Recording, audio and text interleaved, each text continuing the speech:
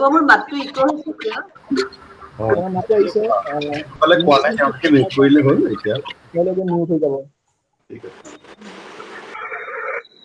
ঠিক আছে এতিয়া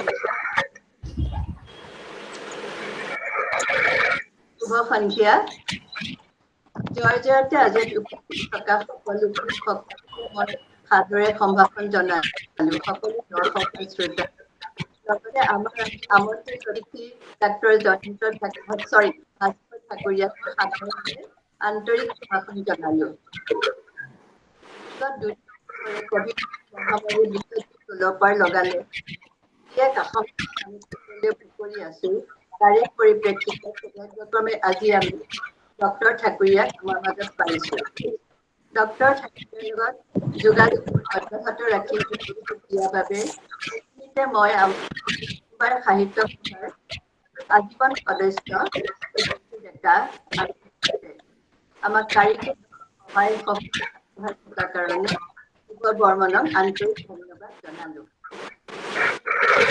ডক্টৰ ভাস্কৰ ঠাকুৰীয়াই গুৱাহাটী মেডিকেল কলেজৰ পৰা MBBS আৰু মেডিচিনত ডিগ্ৰী ডক্টৰ ঠাকুৰীয়াই কভিড কেয়াৰ কেন্দ্ৰৰ আগভাগ লৈ থকাৰ উপৰিও গুৱাহাটীৰ নলীবাৰীত থকা আয়ুৰ্বেদিক কলেজৰ কভিড কেয়াৰ কেন্দ্ৰৰো এক গুৰু দায়িত্বত আছে ডাঙৰীয়া কভিডত আক্ৰান্ত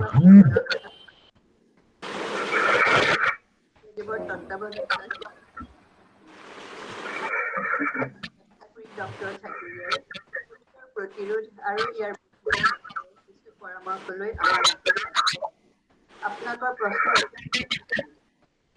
এতিয়া মই ক'বলৈ অনুৰোধ কৰিলো মোক আজি এই দিয়াৰ কাৰণে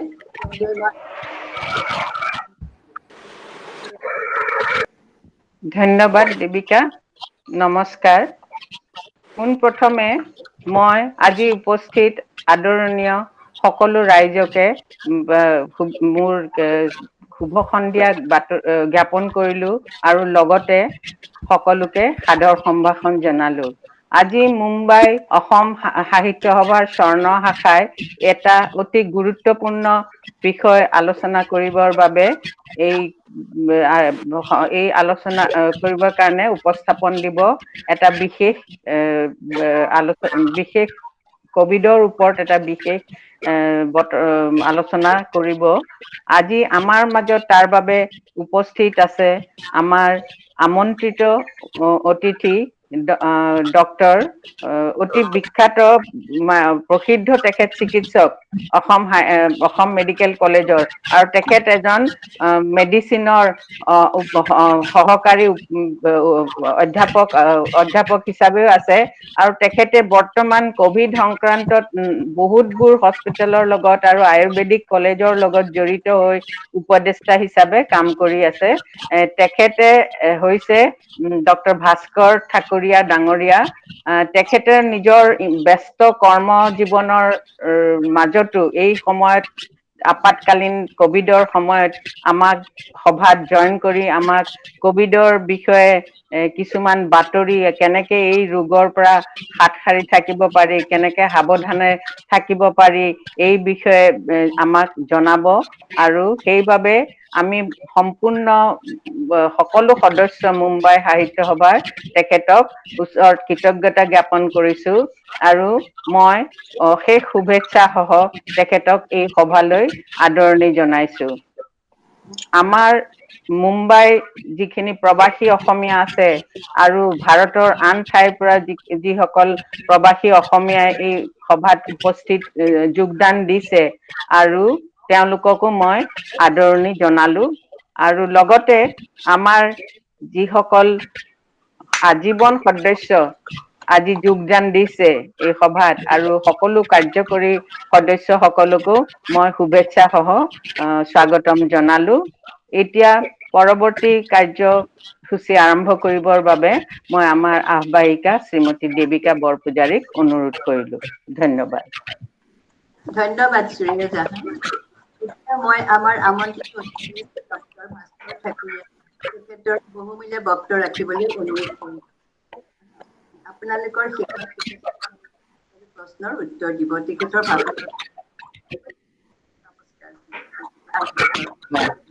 নমস্কাৰ, মই ডক্টৰ ভাস্কৰ ঠাকুৰীয়া। মই বৰ্তমান আপোনালোকৰ নিমন্ত্ৰিত অতিথি হিচাপে আজি আপোনালোকৰ লগত কিছু অলপ মোৰ নিজৰ অভিজ্ঞতা, কভিড সংক্ৰান্তীয় অভিজ্ঞতা আপোনালোকৰ লগত আলোচনা কৰিম বুলি ভাবিছো। মই যিমানখিনি পাৰিম মই অসমীয়াতে ক'বলৈ চেষ্টা কৰিম, কিন্তু যিহেতু আমাৰ মেডিকেল লিটাৰেচাৰ বহুত কথা অসমীয়া ভাঙনি নাই, হয়তো মাজে মাজে মই দুই এটা ইংৰাজী শব্দ ক'বলগীয়া হ'ব পাৰে, তাৰ বাবে ক্ষমা কৰিম। মই আৰম্ভণিতে এটা কথা ক'বলৈ ভাল পাম যে শ্ৰেয়া জাহান বাইদেউ কোৱাৰ দৰে মই কোনো অতি বিখ্যাত নহয়। মই ঐতিহ্যৰ চিনাকি সূত্ৰেহে মোক নিমন্ত্ৰিত কৰা হৈছে। মই এজন সাধাৰণ চৰকাৰী চাকৰিয়াল, আৰু সেই সূত্ৰে মোৰ কভিড সংক্ৰান্তীয় যিখিনি আজিলৈকে মোৰ যিখিনি অভিজ্ঞতা হৈছে সেইটোৰ সূত্ৰে হৈছে, তাতে কোনো বিখ্যাত হেৰিৰ কথা মোৰ একেবাৰে নাই। বৰ্তমান মই গুৱাহাটী চিকিৎসা মহাবিদ্যালয়ত সহযোগী অধ্যাপক হিচাপে কৰ্মৰত, মানে যিটো ইংৰাজীত কোৱা হয় এছ'চিয়েট প্ৰফেচাৰ। মই গুৱাহাটী চিকিৎসা মহাবিদ্যালয়ত চিকিৎসা শিক্ষা গ্ৰহণ কৰিছো। মোৰ MBBS আৰু MD ডিগ্ৰী মই গুৱাহাটী চিকিৎসা মহাবিদ্যালয়ৰ পৰাই লৈছো। তাৰ পাছতে মই 3 বছৰ প্ৰাইভেট ছেটআপত চাকৰি কৰাৰ পাছত মই আকৌ চাকৰি সংক্ৰান্ততো গুৱাহাটী চিকিৎসা মহাবিদ্যালয়তে জইন কৰিছিলো। তাতে মই প্ৰথম অৱস্থাত ৰেজিষ্ট্ৰাৰ বুলি যিটো আমাৰ চাকৰিটো কোৱা হয়, পঞ্জীয়ক, সেই পোষ্টত মই কিছুদিন কৰিলো, প্ৰায় 3 বছৰ 3.5 বছৰ কাল। তাৰ পাছত মই পদোন্নতি পালো সহকাৰী অধ্যাপক হিচাপে। সহকাৰী অধ্যাপক হিচাপে পদোন্নতি পাওঁতে মই শিলচৰ মহাবিদ্যালয়লৈ বদলি হৈছিলে মোৰ। সেইটো 2011 চনৰ কথা। তাতে প্ৰায় 3 বছৰ কাল থাকিলো, 2013 চনৰ ডিচেম্বৰলৈকে। তাৰ পাছত মই একেটা লেভেলতে, একেটা পোষ্টতে মই গুৱাহাটী চিকিৎসা মহাবিদ্যালয়লৈ বদলি হ'ল মোৰ চাকৰিটো। আৰু 2014 চনৰ পৰা বৰ্তমানলৈকে মই গুৱাহাটী চিকিৎসা মহাবিদ্যালয়তে কাম কৰি আছো। আৰু মোৰ যোৱা বছৰ ডিচেম্বৰত মই সহযোগী অধ্যাপক, সহকাৰীৰ পৰা সহযোগী অধ্যাপকলৈ পদোন্নতি লাভ কৰিছো। বৰ্তমান মই ইয়াতে কাম কৰি থকা অৱস্থাতেই যোৱা 1.5 বছৰ ধৰি গোটেই পৃথিৱীতে যিটো এটা অভূতপূৰ্ব পৰিস্থিতিৰ সৃষ্টি হৈছিলে, এটা অতিমাৰীলৈ, আমি ইমান দিনেতো মহামাৰী বুলি ঠিকেই শুনি আছিলো, কিন্তু মোৰ নিজৰ কাৰণেও এই অতিমাৰী বুলি শব্দটো নতুন বুলিয়ে মই ক'ম। কাৰণ মহামাৰী শুনিছো যে বহুত মানুহক একেলগে বহুত জেগাত যেতিয়া একেটা বেমাৰে আক্ৰমণ কৰে, তাকে আমি মহামাৰী বুলি কওঁ। আমি সৰু কালৰ পৰা আমাৰ স্কুল কিতাপ পঢ়োতেও এই শব্দটোৰ বিষয়ে শুনিছিলো। কিন্তু বৰ্তমান যিটো শব্দ আমি এই নতুন বেমাৰটোৰ লগত জড়িত কৰিছো, যাক অতিমাৰী বুলি কৈছে, সেইটো শব্দ কিন্তু মোৰ কাৰণে নিশ্চয়কে নতুন। আৰু ইয়াৰ অৰ্থ এইটোৱে যে ই মহামাৰীতকৈও বহু গুণে ওপৰত। ই একে সময়তে গোটেই পৃথিৱীকেই স্তব্ধ কৰি পেলাইছে ইয়াৰ প্ৰভাৱৰ দ্বাৰা। ইয়াৰ প্ৰভাৱটো ইমানেই সুদূৰ প্ৰসাৰী হৈছে, একে সময়তে ই গোটেই পৃথিৱীকে ছানি ধৰিছে। গতিকে এই ক্ষেত্ৰত সকলো মানুহৰে জীৱনত, মানে গোটেই পৃথিৱীৰে গোটেই মানুহৰ জীৱনতে ইয়াৰ প্ৰভাৱ ডাইৰেক্ট আৰু ইনডাইৰেক্টলি পৰিছে। সেইটো ডেফিনেটলি আমি চবেই সেইটো আমি সহমত হ'ম। গতিকে এই বিষয়ে আমি যিমানেই কথা পাতো সিমানেই ইয়াৰ বিষয়ে কম। কাৰণ এই ক্ষেত্ৰত মই মোৰ নিজৰ এটা অভিজ্ঞতাৰ পৰা আৰু এটা কথা ক'ব লাগিব। আমি দেখিছো যে আমি যেতিয়াৰ পৰাই আমি মেডিকেল শিক্ষা গ্ৰহণ কৰিছো, চিকিৎসা সংক্ৰান্তীয় শিক্ষা, তেতিয়াৰ পৰাই নতুন বেমাৰ, ধৰক মই MBBSত সোমাইছিলো 1991 চনত। 1991 পৰা আজি 2021 চন হ'ল, তেতিয়ালৈকে প্ৰায় 20 বছৰ হৈ গ'ল। এই 20 বছৰৰ ভিতৰত কিন্তু 30 বছৰ হৈ গ'ল। এই 30 বছৰত কিন্তু আমি তেনেকে নতুন বেমাৰ এটা মই ইমান তেনেকে মনত পৰা নাই যে ইমান হঠাতে এনেকে আৱিৰ্ভাৱ হোৱা হৈছে। কিছুমান বেমাৰ হৈছে যিবিলাক আগৰ পৰা আছে, কিন্তু তাৰ প্ৰভাৱটো বেছি বাঢ়ি গৈছে। যেনে আমি আৰম্ভণিৰ পৰা এতিয়া দেখিছো যে ডায়েবেটিছ মেলাইটাছ এটা এনেকুৱা বেমাৰ, যিটো বেমাৰ আমি সেই ফাৰ্ষ্ট MBBSৰ সময়তেই শুনিছিলো, কিন্তু তাৰ প্ৰভাৱটো আমি যিমানে সময় গ'ল, যিমানে আমি MBBSত ওপৰলৈ আগুৱাই গ'লো, ফাৰ্ষ্টৰ পৰা ছেকেণ্ড MBBSৰ পৰা থাৰ্ড MBBS, তাৰ পাছত আমি ইণ্টাৰ্ণশ্বিপ কৰিলো, তাৰ পৰা হাউচমেনশ্বিপ কৰিলো, তাৰ পৰা পষ্ট গ্ৰেজুৱেশ্যন কৰিলো, তাৰ পাছত চাকৰি কৰিলো। এই গোটেই সময়খিনি দেখিলো ডায়েবেটিছ বা আদাৰ লাইফষ্টাইল ডিজিজ বিলাকৰ প্ৰভাৱ দিনে দিনে বাঢ়ি গৈ আছে। কিন্তু এনেকুৱা নহয় যে বেমাৰটোৰ লগত আমি আগৰ পৰা নাজানিছিলো, বেমাৰটোক আমি আগৰ পৰাই জানিছিলো। ঠিক তেনেদৰে HIV বেমাৰটো আমাৰ ফাৰ্ষ্ট MBBSৰ পৰাই আছিলে, আৰু বেমাৰটোৰ লগত তাৰ এক্সপ'জাৰটো যিমানে আমাৰ মুখামুখি যিমানে আমি হৈছো, সিমানে তাৰ চায়েন্সটো ডেভেলপ কৰিছে, আৰু তাৰ প্ৰভাৱো বাঢ়ি গৈ আছে। আৰু HIV বঢ়াৰ লগতে TBটোও বাঢ়ি গৈছে। কিন্তু এই সকলোবিলাকক যোৱা 1.5 বছৰৰ ভিতৰত পাছ পেলাই থৈ একেবাৰে তাৰ প্ৰভাৱটো সম্পূৰ্ণ কমাই দি পেলাই ই এটা নতুন বেমাৰে আমাক সম্পূৰ্ণভাৱে গ্ৰাস কৰি পেলাইছে বুলি মই ক'ব পাৰিম মানৱ জাতিক গ্ৰাস কৰি পেলাইছে আৰু সেইকাৰণে এইটো হৈছে যে যোৱা 1.5 বছৰ ধৰিহে আমি নতুন বেমাৰটোৰ লগত মুখামুখি হৈছো গতিকে যেটো মেডিকেল সায়েন্স চিকিৎসা শাস্ত্ৰ যেটো অধ্যয়ন কৰা আমিতো হৈছো আমি চিকিৎসা শাস্ত্ৰত আমি চিকিৎসা প্ৰদান কৰা আমি সাৰ্ভিস প্ৰভাইডাৰ কিন্তু যিবিলাকে বেমাৰটোৰ বিষয়ে অধ্যয়ন কৰে সেইবিলাক হলকৈ অলপ বেলেগ লেভেলৰ তেওঁলোকে চিকিৎসা প্ৰদান নকৰে তেওঁলোকে তাৰ বেমাৰটোলৈ অধ্যয়ন কৰে গতিকে যেতিয়া বেমাৰটো আজি 2019 চনৰ শেষৰ ফালে চাইনাত উদ্ভাৱন হল তাৰ পিছৰ পৰা কেৱল মাত্ৰ 1.5 বছৰতকৈ অলপ বেছিহে হৈছে গতিকে মই ভাবো বা অন্য সকলো ডক্টৰে জানিব এই কথাটো যে 1.5 বছৰ কেতিয়াও মানে এডিকুৱেট হ'ব নোৱাৰে যে এটা বেমাৰৰ গোটেইখিনি ধ্যান ধাৰণা জানিব পৰা সেই কাৰণে আপোনালোকে লক্ষ্য কৰিব যে 2019 ৰ পৰা আমাৰ ধৰক আমাৰ ভাৰতত ইয়াৰ প্ৰভাৱ 2020 ৰ পৰা পৰিছে 2020 ৰ পৰা যে 2021 ৰ মধ্যভাগলৈকে বেমাৰটোৰ প্ৰথমৰ পৰা আজিলৈকে বহুতো ধৰণৰ কথাই বহুতবাৰ বহুত চেঞ্জ হৈ আছে বহুত সলনি হৈছে আৰু ইয়াৰ কাৰণ এইটো নহয় যে এইটো আমাৰ নতুনকৈ হৈছে বা আমাৰ চৰকাৰৰে হওক বা চিকিৎসা শাস্ত্ৰৰে হওক বিফলতাৰ কাৰণে হৈছে বা তেনেকুৱা কিবা এটা এইটো এটা নেচাৰেল ফেনোমেনা যেতিয়া আমি বেমাৰটোৰ লগত বেছিকে মুকাবিলা কৰিছো যেতিয়া বেমাৰটোৰ বিষয়ে সায়েন্সটো বেছিকে ডেভেলপ হৈছে যেতিয়া বেমাৰটোৰ ভাইৰাছটো আমি ভিতৰলৈ আকৌ যাব পাৰিছো তাৰ ট্ৰিটমেন্টৰ ক্ষেত্ৰত আমাৰ এক্সপোজাৰটো বেছিকে হৈছে আমি পেশেন্টক চাই তেওঁলোকৰ ট্ৰিটমেন্ট দিছো মানুহ ঢুকাইছে কিয় ঢুকাইছে সেইখিনি কথা সাইন্টিফিক্যালি এনালাইজ কৰা হৈছে নতুন নতুন তথ্য আমাৰ হাতলৈ দিনে দিনে আহিয়ে আছে সেই কাৰণে কি হৈছে আমি ডে 1ত যিখিনি কথা চিকিৎসাৰ বিষয়ে জানিছিলো সেই বস্তুখিনি আজি এতিয়া মই ক'ব পাৰো যে সি চেঞ্জ হৈছে যথেষ্টখিনি বস্তু আমাৰ ডেভেলপ হৈছে যথেষ্টখিনি সেই কাৰণে কবলে বহুত কথা আছে যে বিগিনিংত ইমান কথা হৈছিলে তাৰ পৰা গৈ পেলাই আজি ইমান কথা হ'ল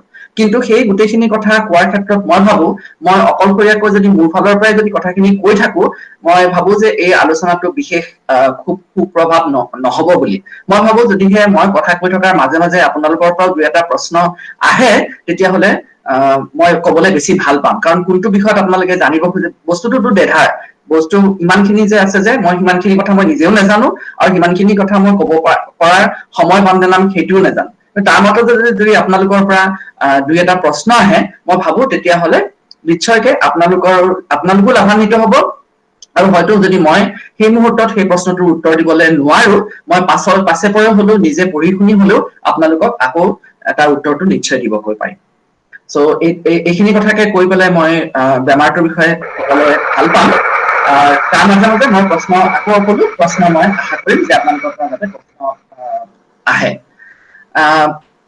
মই আগতে কলো যে 2020 চনতে আমি বেমাৰটোৰ লগত প্ৰথম মুখামুখি হৈছো ধৰক সেইখিনি সময়ৰ কথা যদি মই মনত পেলাব যাওঁ মই অকমান ধৰক নন মেডিকেল কথা কিছু অকমান ক'ব বিচাৰিছো আমি যিহেতু মই আৰু মোৰ পৰিবাৰ দুইজনে গুৱাহাটী চিকিৎসা মহাবিদ্যালয়ত কৰ্মৰত মোৰ পৰিবাৰ তেখেত পেথলজি বিভাগ যেটো ৰোগ নিদান বিভাগ বুলি কয় তেখেত সহযোগী অধ্যাপক আৰু মই হৈছো ভেষজ চিকিৎসা বা মেডিচিন বিভাগৰ সহযোগী অধ্যাপক আৰু আমাৰ দুইজনৰে এগৰাকী ছোৱালী আছে তাই বৰ্তমান বয়স 11 বছৰ বয়স এতিয়া যেহেতু আমি দুইগৰাকী চৰকাৰী চিকিৎসক আৰু প্ৰথম অৱস্থাত এই বেমাৰটো যেতিয়া এটা ধুমুহাৰ দৰে ববলৈ আৰম্ভ কৰিলে ডক্টৰৰ মাজতো খুব বেছি ভয় হৈছিলে খুব ভয় শংকা কি কৰিব লাগে কি কৰিব নালাগে আমিও বহুত ক্ষেত্ৰত নেজানো সেই মুহূৰ্তৰ কথা সেই সময়ৰ কথা মনত পেলালে আমাৰ এতিয়াও মানে মনটো হিয়ৰি যায় বা মনটো বেয়া লাগে সেইখিনি সময়ত আমি যেতিয়া ভাগ্য ভাল যে আমাৰ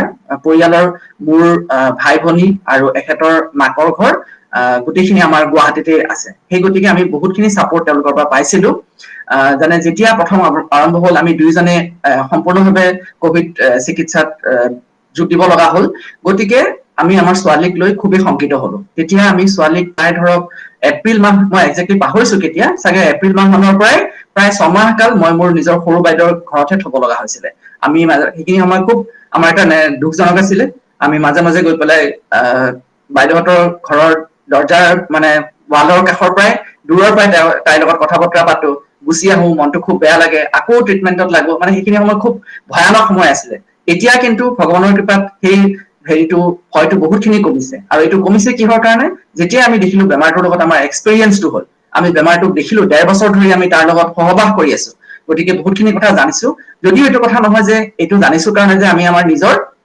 সাৱধানতাটো আমি কমাই দিম কিন্তু তথাপি সাৱধানতাটো কোন ক্ষেত্ৰত ল'ব লাগে কোন ক্ষেত্ৰত আমি অপ্ৰয়োজনীয়ভাৱে বেছি সাৱধান হৈছিলো সেই বিষয়ে আমি জানিব পাৰিছো গতিকে সেই কাৰণে কি হৈছে আমি আমাৰ ছোৱালীক আমাৰ নিজৰ লগত ৰাখিব পাৰিছো ইয়াৰ মাজতে হয় এইটো কথাও সঁচা যে মোৰ পৰিবাৰ এক্টিভ মানে কোভিডৰ চিকিৎসাৰ পৰা 9 মাহৰ ডিউৰেশ্যনৰ পাছত অব্যাহতি পালে তেখেতে বৰ্তমান তেখেতৰ মানে অৰিজিনেল কামলে ঘূৰি যাব পাৰিছে গতিকে মই মাজে মাজে কৰি থাকিব লগা হৈছে সেই হিচাপে সেইটো এটা সুবিধা হৈছে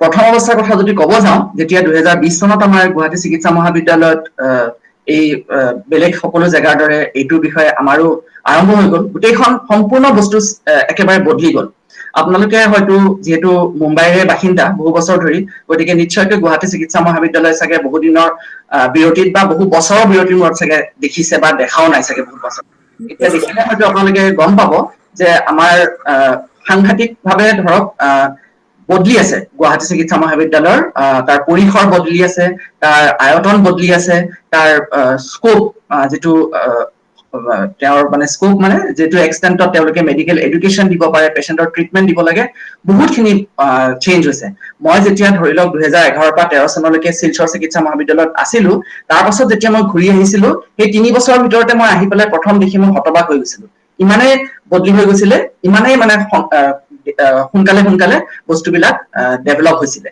আৰু সেইটো এতিয়া এই 2014 চনৰ পৰা 2021 চনলৈকে আৰু বদলিছে আৰু সেই বদলিটো যোৱা 1.5 বছৰতো আৰু ক্ষিপ্ৰতাৰে হৈছে গতিকে ইয়াৰ মাজতে আমাৰ বিভিন্ন ধৰণৰ জায়গাত পৰিসৰ বৃদ্ধি পাইছে আমাৰ এতিয়া সুপাৰ স্পেশালিটি ব্লক বুলি এটা ব্লক আছে ডাঙৰ এটা ব্লক হৈছে যেটোত অকল সুপাৰ স্পেশালিটি শাখাৰ ট্ৰিটমেন্ট হয় যিবিলাকত মানে আমি হলকৈ মেডিসিন স্পেশালিষ্ট মানে যেটো আন্ডাৰ গ্ৰেজুৱেটৰ পিছত পোষ্ট গ্ৰেজুৱেচন তাৰ পিছত আকৌ সুপাৰ স্পেশালাইজেশন যিবিলাকৰ আপোনালোকে সকলোৱে জানে কাৰ্ডিঅলজি নিউৰলজি নেফ্ৰলজি গেষ্ট্ৰ'এন্টাৰলজি কাৰ্ডিঅ'থোৰাসিক সাৰ্জাৰী ইউৰলজি নিউৰোসাৰ্জাৰী অনেক ডিপাৰ্টমেন্ট আছে সেই ডিপাৰ্টমেন্ট বিলাকৰ কাৰণে আমাৰ বেলেগকে এটা জায়গা বনোৱা হৈছে তাত 3টা বিল্ডিং হ'ব এইখিনি ডেভেলপমেন্ট হৈ থাকোতে এই সুপাৰ স্পেশালিটি বুলা হস্পিটেলৰ প্ৰথম ব্লকটো যেটোত আমাৰ নিউৰলজি নিউৰোসাৰ্জাৰী ইউৰলজি আৰু এন্ডোক্ৰিনলজি গেষ্ট্ৰ'এন্টাৰলজি এই 6-7টা মান বিভাগ তেওঁলোকে স্থানান্তৰিত কৰিছিলো আমি পুৰণা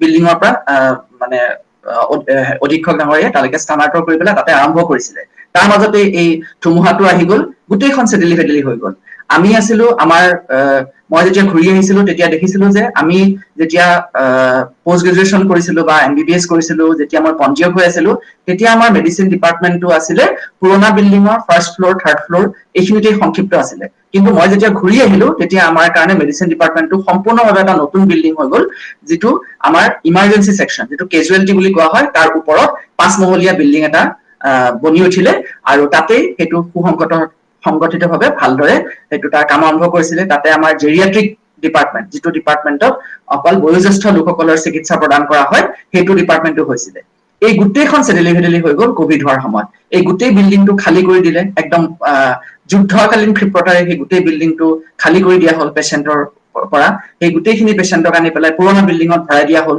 পুৰণা বিল্ডিঙত এতিয়া পেশেন্ট ভৰাই দিলে তাতে আগৰ যিখিনি পেশেন্ট আছিল সেইখিনি এতিয়া ক'ত ভৰাব সেইখিনি কাকো বেলেগ স্থানান্তৰিত কৰিলে ইফালে অৰ্থোপেডিক্স ডিপাৰ্টমেন্ট আৰু ফিজিঅথেৰাপি ডিপাৰ্টমেন্টৰ এটা নতুনকৈ এটা বিল্ডিং হৈছিলে সেই বিল্ডিংটো আধা বন্ধা হৈ আছে সেই বিল্ডিঙলৈকে স্থানান্তৰিত কৰিব নে আমাক স্থানান্তৰিত কৰিব বহুত ধৰণৰ তৰ্ক বিতৰ্ক আলোচনা বিলোচনা মত অমত বহুত হল মানে বহুতখিনি গৈছে সেইখিনি সময়ত মানে আপোনালোকক সংক্ষিপ্তভাৱে মই কৈ আছো 2020 এই কথাখিনি তাৰ পাছত তাতে নহল গৈ কাৰণ কিছুমান সুবিধাৰ অভাৱ আছিল গতিকে আমাকে আমাৰ বহুত সিনিয়ৰ প্ৰফেসৰৰ মতৰ বিৰুদ্ধে গৈ পেলাই আমাক তাৰ পৰা স্থানান্তৰিত কৰি পেলাই আমাৰ পুৰণা বিল্ডিং আৰু অফথালমোলজি ডিপাৰ্টমেন্ট চকু চিকিৎসা বিভাগৰ যে ডিপাৰ্টমেন্ট আছিল তাৰে এটা মহললৈকে আমাক স্থানান্তৰিত কৰা হ'ল চকু চিকিৎসা বিজ্ঞানৰ ইনডোৰ ৰোগী আন্তঃ চিকিৎসা বিভাগটো সম্পূৰ্ণৰূপে বন্ধ কৰি দিয়া হ'ল তেওঁলোকক অকল আউটডোৰ চিকিৎসাহে চলাব দিয়া হ'ল মানে যথেষ্ট ধৰণৰ বদলি ক্ষিপ্ৰতাৰে বদলি হৈ আছে আৰু ইয়াৰ মাজত নিজকে সম্ভালি থকা খুবেই কষ্টকৰ আছিল সেইফালে চাম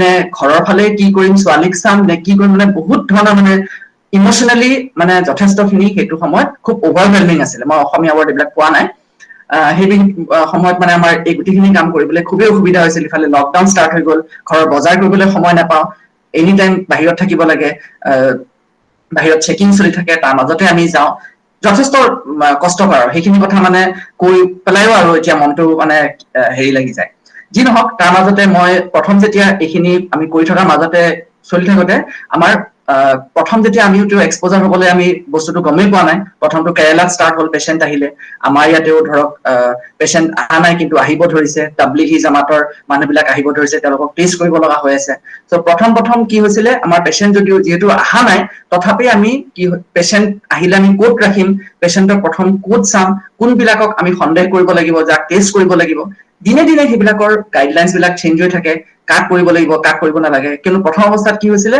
অকল RT-PCR real time polymerase chain reaction সেই টেষ্টটোহে আমাৰ কৰা হৈছিলে কাৰণ সেইখিনি সময়ত ৰেপিড এন্টিজেন টেষ্ট ৰেট বুলি কৰা টেষ্টটোৰ উপলব্ধ নাছিলে সেইটো আপোনালোকৰ চাগে মনত থাকিব পাৰে যে ভালে কেইমাহ পিছতহে সেই টেষ্টটো আমাৰ ভাৰতত উপলব্ধ হৈছিলে গতিকে এই টেষ্টটো আকৌ কৰিবৰ সময়তো কি হৈছিলে আমাৰ ইমানখিনি কেপাচিটি নাছিলে গতিকে প্ৰথম যেতিয়া কৰা হয় তাৰ প্ৰায় 2 দিনৰ পৰা 3 দিনৰ পিছতহে ৰিপৰ্ট আহে গতিকে সেই সময়খিনি আমি পেচেণ্টখিনি ক'ত থম আকৌ সেইখিনিও কৰিবৰ কাৰণেও মানে কিট বিলাকৰ অভাৱ গতিকে কোনবিলাক পেচেণ্টক আচলমতে সন্দেহ কৰিব লাগে কাক কৰিব লাগে কাক নকৰিলেও হয় এই গোটেইখিনি বহুত তৰ্ক বিতৰ্ক বহুত আলোচনা বিলোচনা বহুত CME মানে আমাৰ কন্টিনিউয়াছ মেডিকেল এডুকেশ্যন বুলি যিটো আমি কওঁ সৰু গ্ৰুপ কৰি পেলাই আমিয়ে নিজৰ মাজতে ডিসকাস কৰো আমিয়ে নিজৰ মাজতে ৰুল বনাও আমিয়ে সংগঠন কৰো মানে গোটেইখিনি কাম চলিছিলে তাৰ মাজতে আমাৰ গোটেইখিনি যেতিয়া বস্তুটো এটা সেটআপ এটা হলগৈ তেতিয়া মোৰ দায়িত্ব হলগৈ মই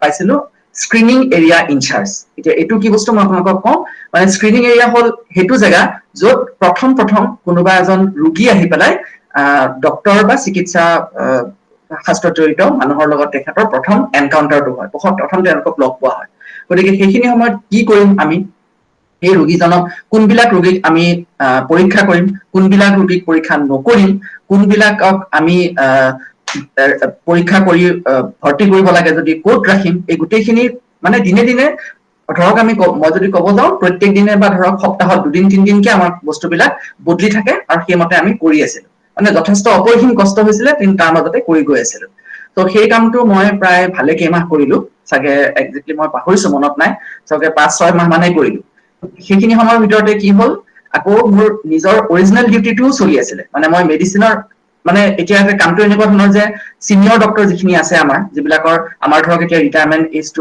বয়সটো হৈছে 65 বছৰ তো প্ৰথম অৱস্থাত কি হৈছিলে যে 50 বছৰৰ ওপৰৰ যিখিনি ডক্টৰ তেওঁলোকক মানে এইটোৰ লগত সংস্পৰ্শত আহিব দিবলৈ অথৰিটিয়ে মানে দিয়া নাছিলে যেহেতু তেওঁলোকৰ আমি গম পাইছিলো তেতিয়ালৈকে যে যিবিলাকৰ বেলেগ বেমাৰ থাকে যেনে ডায়াবেটিস থাকে হাইপাৰটেনশন থাকে অংগ কিছুমান দুৰ্বল থাকে সেইবিলাক ৰোগীৰ কোভিডৰ পৰা বেয়া ৰিজাল্ট হোৱাৰ চান্সটো বেছি গতিকে অথৰিটিয়ে কৈছিলে যে ৰিলেটিভলি ইয়াং ডক্টৰখিনি যাতে তাতে এক্সপোজাৰত আহে আৰু তেওঁলোকৰ নিজৰ কামখিনি কৰি থাকে কিন্তু সেইখিনি কৰিব যাওঁতে ভালেখিনি সময় লাগিছিলে আৰু গতিকে মই তাৰ মাজতে মই নিজৰ মেডিচিনৰ কামখিনি কৰি থাকিব লগা হৈছিলে আৰু ইয়াৰ মাজতে মোৰ এতিয়াও মনত পৰে যে প্ৰথম যিজন ৰোগী গুৱাহাটী ধৰা পৰিছিলে তেওঁৰ নামটো আছিলে মনীষ টিব্ৰিৱাল তো তেওঁ সেইজন ৰোগীৰ কালত মানে ফুলক্ৰমে আৰু ভাগ্যক্ৰমে গৈ মোৰ যিদিনাখন ইমাৰ্জেন্সি আছিলে সেইদিনাখনহে তেওঁ আহি পেলাই হস্পিটেলত এডমিট হৈছিলে গতিকে সিফালে স্ক্ৰিনিং এৰিয়াৰ দায়িত্বটো কৰিয়ে আছো আৰু তাৰ মাজতে গৈ পেলাই তেওঁ এডমিট হ'ল সেই প্ৰথম এডমিট হোৱাৰ পাছত আপোনালোকে জানিব পাৰে এটা নতুন এটা বেমাৰ তাৰে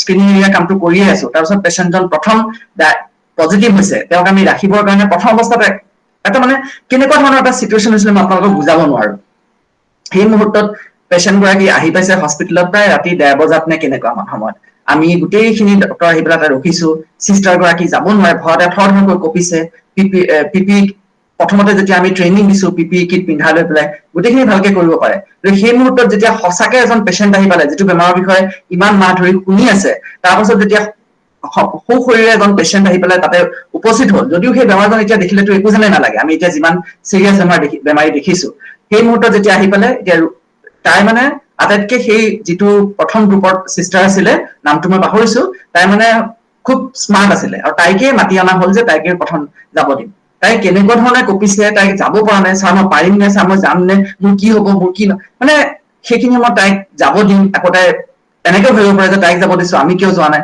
ডক্টৰো আহিলে মানে মইতো নিজে যাব নোৱাৰো কাৰণ ইনচাৰ্জ বিলাকে পটককে যদি প্ৰথমতে ভিতৰতে সোমাই যাওঁ কি হ'ব যে আমি আকৌ এই কোৱাৰেণ্টাইনৰ কথাটো আহি যায় গতিকে সেইটো কাৰণে আমি পটককে সোমাব নোৱাৰো কাৰণ আমি গোটেই মানে এৰেঞ্জমেণ্টটো চাই থাকিব লগা হয়তো, ইনচাৰ্জ বুলি যিটো কোৱা হয়, গতিকে সোমাব নোৱাৰো। আকৌ এইটো বেমাৰত ইয়াৰ মাজতে কৈ লওঁ, আমি এতিয়ালৈকে আমাৰ এক্সপেৰিয়েন্সেছ কেনেকুৱা যে আমি বেমাৰী এজন সুশৰীৰে সন্মুখত দেখা পাইছো, তেওঁক হাতত ধৰিছো। প্ৰথম আমাৰ মেডিচিন স্পেচিয়েলিষ্টৰ ধাৰণাটো কি, আমি MBBS থকাৰ পৰা মই যেতিয়া মেডিচিন স্পেচিয়েলিষ্ট হ'ম বুলি ভাবিছিলো যে মানুহজনক গৈ আমি হেণ্ডশ্বেক কৰি পেলাই প্ৰথম তেওঁৰ পাল্চটো, আমাৰ কিতাপতে লিখা আছে যে মানুহজনক ধৰাৰ লগে লগে মানুহজনৰ এটা ডক্টৰক ধৰাৰ লগে লগে যিটো এটা কনফিডেন্স পেচেণ্টজনৰ বাঢ়ি যায় যে বেমাৰটো মোৰ চিকিৎসা ভাল হ'ব, সেইটোৱে সম্পূৰ্ণৰূপে ইয়াতে মানা। আমি ধৰিব নোৱাৰো ৰোগীজনক, মানে উইদাউট আমাৰ প্ৰপাৰ প্ৰটেকশ্যন। ধৰক প্ৰটেকশ্যন লৈ পেলাই ধৰিলো, সেইটোও বাৰু আমাৰো এটা প্ৰথম অৱস্থাত হেজিটেশ্যন আছিলে, বা আমিয়ে হওক বা বেলেগৰে হওক। চ' তাৰ মাজতে এতিয়া ৰোগীজনক আমি নৰ্মেল হেৰিটোত কেনেকুৱা আছিলে যে আমি পেচেণ্ট এজনক ধৰিলো, হেণ্ডশ্বেক কৰিলো, তেতিয়া আমি পাল্চটো চালো, তেওঁক এচুৰেঞ্চ দিলো যে তেওঁ ৰোগীজনে ডক্টৰৰ পৰা যেতিয়া এচুৰেঞ্চ পাব, তেওঁৰ মনত এটা কনফিডেন্স এটা বাঢ়ি যায় যে ডক্টৰজনে ৰোগীজনক ধৰিছে। কিন্তু সেই বস্তুটোৱে এই বেমাৰটোৰ ক্ষেত্ৰত সম্পূৰ্ণৰূপে এবচেণ্ট। আমি একোৱেই তেখেতৰ লগত নৰ্মেলি যিটো আমাৰ ইমান দিনে আমাৰ ট্ৰেডিশ্যনেল এক্সপিৰিয়েন্সটো আছিলে, সেইটো আমাৰ এই ক্ষেত্ৰত নাই। গতিকে সেইটো তেনেকে চলি আছে। তাৰ ৰোগীজনক আমি চাব নোৱাৰো, ৰোগীজন থাকে এটা বেলেগ জেগাত, তাতে বেলেগ ডক্টৰে চাই। মানে আমাৰ এটা 3টা জোনত আমাৰ, মই কথাবিলাক কওঁতে অলপমান জপিয়াই কথা ক'বলগীয়া হৈছে, আপোনালোকে বেয়া নাপাব। মানে ধৰক ইফালে কৈছো, ক'ৰবাত ইফালে কৈছো, কাৰণ মই একোটো প্ৰিপেয়াৰ কৰি পেলাই মই কোৱা নাই কথাখিনি। আমাৰ যেতিয়া ৰোগীজন য'ত থাকে সেইখিনি জেগাক আমাক কোৱা হয় ৰেড জোন। আৰু যিখিনি জেগাত ডক্টৰ খিনি বা স্বাস্থ্যকৰ্মী বিলাকে আমাৰ PPE পিন্ধে বা ডনিং কৰে বা PPE খোলে, ডফিং কৰে, সেইখিনি জেগা ৰেড জোনটো হ'লগৈ হায়েষ্ট চান্স তাতে ইনফেকশ্যনটো আমি পোৱাৰ। আৰু তাৰ পিছৰ জেগাটো য'ত এই মানে নিজকে চাফ কৰি লয় বা নিজে পিন্ধে, সেইখিনি জেগা কোৱা হয় অৰেঞ্জ জোন, তাতেও চান্স হাই। আৰু তাৰ পাছৰ জেগাখিনি য'ত আমাৰ পেচেণ্টৰ দৰকাৰী নথি-পত্ৰ বিলাক থাকে, সেইখিনি কোৱা হয় গ্ৰীণ জোন। গতিকে আমি বহি থাকো গ্ৰীণ জোনত, আমি খবৰ পাওঁ ফোনত ৰেড জোনৰ পৰা, সেইখিনিৰ ওপৰত ভিত্তি কৰি পেলাই আমি পেচেণ্টৰ চিকিৎসা কৰিব লাগে। গতিকে এটা নাভুত নাচুত পৰিস্থিতি, যিটোৰ লগত আমিও কেতিয়াও মোকাবিলা হোৱা নাছিলে। গতিকে আমিও সেইখিনি এডজাষ্ট কৰিবলৈ বহুত দিগদাৰী হৈছে, বহুত কষ্ট হৈছে, কিন্তু তাৰ মাজতে কৰিছো। মানুহ অৱস্থাৰ দাত, মানুহ পৰিস্থিতিৰ দাত, সেনেকেই কৰি পেলাই কৰিব লগা হৈছে। চ' সেইখিনি এডজাষ্টমেণ্ট কৰোঁতে আমাৰ বহুতখিনি আমি উজুতি খাইছো, বহুত আমাৰো প্ৰব্লেম হৈছে, কিন্তু তাৰ মাজতে আমি কৰি গৈছো। চ' সেইখিনি কৰিব যাওঁতে আমাৰ আকৌ আৰু এটা কথা আপোনালোকে হয়তো জানে নে নাজানো, PPE পিন্ধাৰ পিছত তাতে আমাৰ যিটো ডক্টৰৰ পৰিচয়টোৱে হৈছে এটা ষ্টেথিস্কোপ, নিশ্চয়কৈ আপোনালোকে ক'ব, কিন্তু PPE পিন্ধাৰ পাছত ষ্টেথিস্কোপডালৰ ব্যৱহাৰ কৰিবলৈ আমি সম্ভৱ নহয় আমাৰ, কাৰণ আমাৰ শৰীৰটো PPE এনেকে ঢাক খুৱাই দিয়ে যে আমাৰ কাণ চান পৰ্যন্ত একো নাথাকেগৈ। গতিকে সেইডালে আমাৰ কোনো সহায়ে নহয়গৈ। তেতিয়া ভাবি চাওক, আমাৰ যিটো প্ৰধান আৰু প্ৰথম আহিলা ৰোগীজনক চিকিৎসা কৰাৰ, সেইটোৱে আমাৰ হাতত নাই, তেতিয়াহ'লে কিমানখিনি দিগদাৰী হ'ব। আমি কি কৰিব পাৰো, পেচেণ্ট গৰাকী যদি কাঢ়িছে, পেচেণ্টৰ আমি বুকুত ষ্টেথিস্কোপডাল থৈ পেলাই তেওঁৰ যে কফ কিমান আছে সেইটোও আমি চাব নোৱাৰো। পেচেণ্টক কেৱল এটা মেচিন লগাব লাগে, যিটো কোৱা হয় পালছ অক্সিমিটাৰ, তাৰ দ্বাৰা তেওঁ আমাৰ অক্সিজেনৰ লেভেলটো কিমান আছে সেইটো চাব পাৰো। পেচেণ্টজনক আমি দূৰৰ পৰাই চাই পেলাই তেওঁ কাহটো কিমানখিনি কাঢ়িছে, তেওঁ কিমানখিনি অস্থিৰ হৈ পৰিছে, তেওঁ কিমান লেবেজান হৈছে, তেওঁৰ কিমান উশাহ লোৱাত কষ্ট হৈছে, তেওঁৰ জ্বৰ কিমান আছে, সেইখিনি চাই পেলাই আমি ধাৰণা কৰি ল'ব লাগে তেওঁৰ বেমাৰটো কিমান বাঢ়িছে। তাৰ লগতে ডেফিনেটলি আমি তেখেতৰ ব্লাড টেষ্টখিনি কৰি সেইবিলাকৰ পৰাও আমি ধাৰণাটো কৰিব পাৰো তেখেতৰ বেমাৰটো কিমান লেভেললৈকে গৈছে। গতিকে আমাৰ ক্ষেত্ৰতো আমাৰ এই এডজাষ্টমেণ্টটো কৰোঁতে যথেষ্টখিনি অসুবিধাৰ সন্মুখীন হৈছিলো, যথেষ্টখিনি হাৰ্ডলছ আহিছিলে, কিন্তু তাৰ মাজে মাজে এনেকে গৈ কৰি থকা হৈছে। আৰু এইটো এনেকুৱা নহয় যে এইটো বস্তু কেৱল গুৱাহাটীতে হৈছে বা অসমতে হৈছে বা ইণ্ডিয়াতে হৈছে, এইটো অল অভাৰ ৱৰ্ল্ড এইটো একেই কথা। কাৰণ এইটোৰ ক্ষেত্ৰত আমাৰ এটা সুৰক্ষা কৱচ এটা আমি নিজে নবনালে এই গোটেইখনেই ডক্তৰ বিলাকে বা স্বাস্থ্যকৰ্মী বিলাকে ইয়াতে আক্ৰান্ত হৈ গ'ল। চ' সেইটো যিয়ে নহওক, এই গোটেইখিনি কৰি পেলাই সেনেকে থাকোতে আমাৰ প্ৰথম পেচেণ্টজনো তেনেকে ভৰ্তি হ'ল। তেওঁৰ ক্ষেত্ৰত এইটো RT-PCR টেষ্টটো আমি সেইখিনি মতে কৈছো যে তেতিয়া ৰেটটো নাছিলে। গতিকে আমি RT-PCR টেষ্টটো কৰিলে কেনেকুৱা আছিলে, প্ৰথম অৱস্থাত আকৌ নিয়মটো কেনেকুৱা আছিলে যে আমি RT-PCR যিটো টেষ্টটো সেইটো একেৰাহে 2 দিন যদি নিগেটিভ আহে, এটা ডিউৰেশ্যন মানে 7 দিনৰ পৰা 10 দিনৰ এটা ডিউৰেশ্যনৰ পিছত যেতিয়া তেখেতৰ চিমটম বিলাক, যিটো মই যিখিনি আপোনালোকক কম অলপ পাছতে, সেইখিনি যেতিয়া নোহোৱা হৈ যায়, যে আমি ভাবো যে পেচেণ্টজন এপাৰেণ্টলি বা দেখাত এনেকুৱা লাগিছে যে তেওঁ লাহে লাহে সুস্থিৰ হ'ব ধৰিছে বা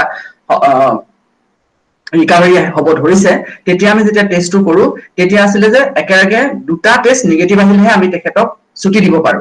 আৰু আমাৰ এইটো কি প্ৰব্লেম হৈছিলে মই আগতে ক'লো যে আৰটিপিচিআৰ টেষ্টটো আমাৰ কেপাচিটিটো লিমিটেড আছিলে টেষ্টটো কৰিবলৈতো আমাৰ কিটৰ ইমান কেপাচিটি নাছিলে প্ৰথম অৱস্থাত আকৌ কিটটোৰ ৰিজাল্টটো আহি পাওঁতে আমাক 48 পৰা 72 ঘণ্টা পৰ্যন্ত সময় লাগিছিলে আকৌ লাগিব প্ৰথম অৱস্থাত তাৰ ডিসচাৰ্জ কৰাৰ ক্ৰাইটেৰিয়াটো কি আছিলে যে দুটা একেলগে টেষ্ট নিগেটিভ আহিব লাগিব গতিকে বহুত অসুবিধাৰ সন্মুখীন হৈছিল বহুত দিগদাৰি হৈছিল ৰোগী এজনক ডিসচাৰ্জ দিবলৈ বহুত প্ৰব্লেম হৈছিল সেইবিলাক গোটেইখন তেনেকে গোটেই কামবিলাক চলিছিল তো তাৰ মাজতে তেনেকে পেশেন্টজন এডমিট কৰিলো তাৰ পাছত আৰু এজন পেশেন্ট আহিলে তাৰ পাছতটো পেশেন্টৰ লাইন লাগি যাব ধৰিলে প্ৰথম অৱস্থাত আমি বহুত পেশেন্ট পালো তাবলিগি জামাতৰ পৰা আহা তাৰ পাছত আকৌ এটা স্পেল ধৰণৰ বুলিয়ে মই কম যে মুম্বাইত গৈ ক্যান্সাৰ ৰোগীসকল যিবিলাক আছিলে গৈ তাতেও বন্ধ হৈ গ'ল তাৰ পৰা ঘূৰি অহাৰ পাছত বহুত ক্যান্সাৰ ৰোগী পজিটিভ আহি গৈছিল কিন্তু যদিওবা বহুত ৰোগীয়ে এচিম্পটমেটিক আছিলে বা তেওঁলোকৰ কোনো ধৰণৰ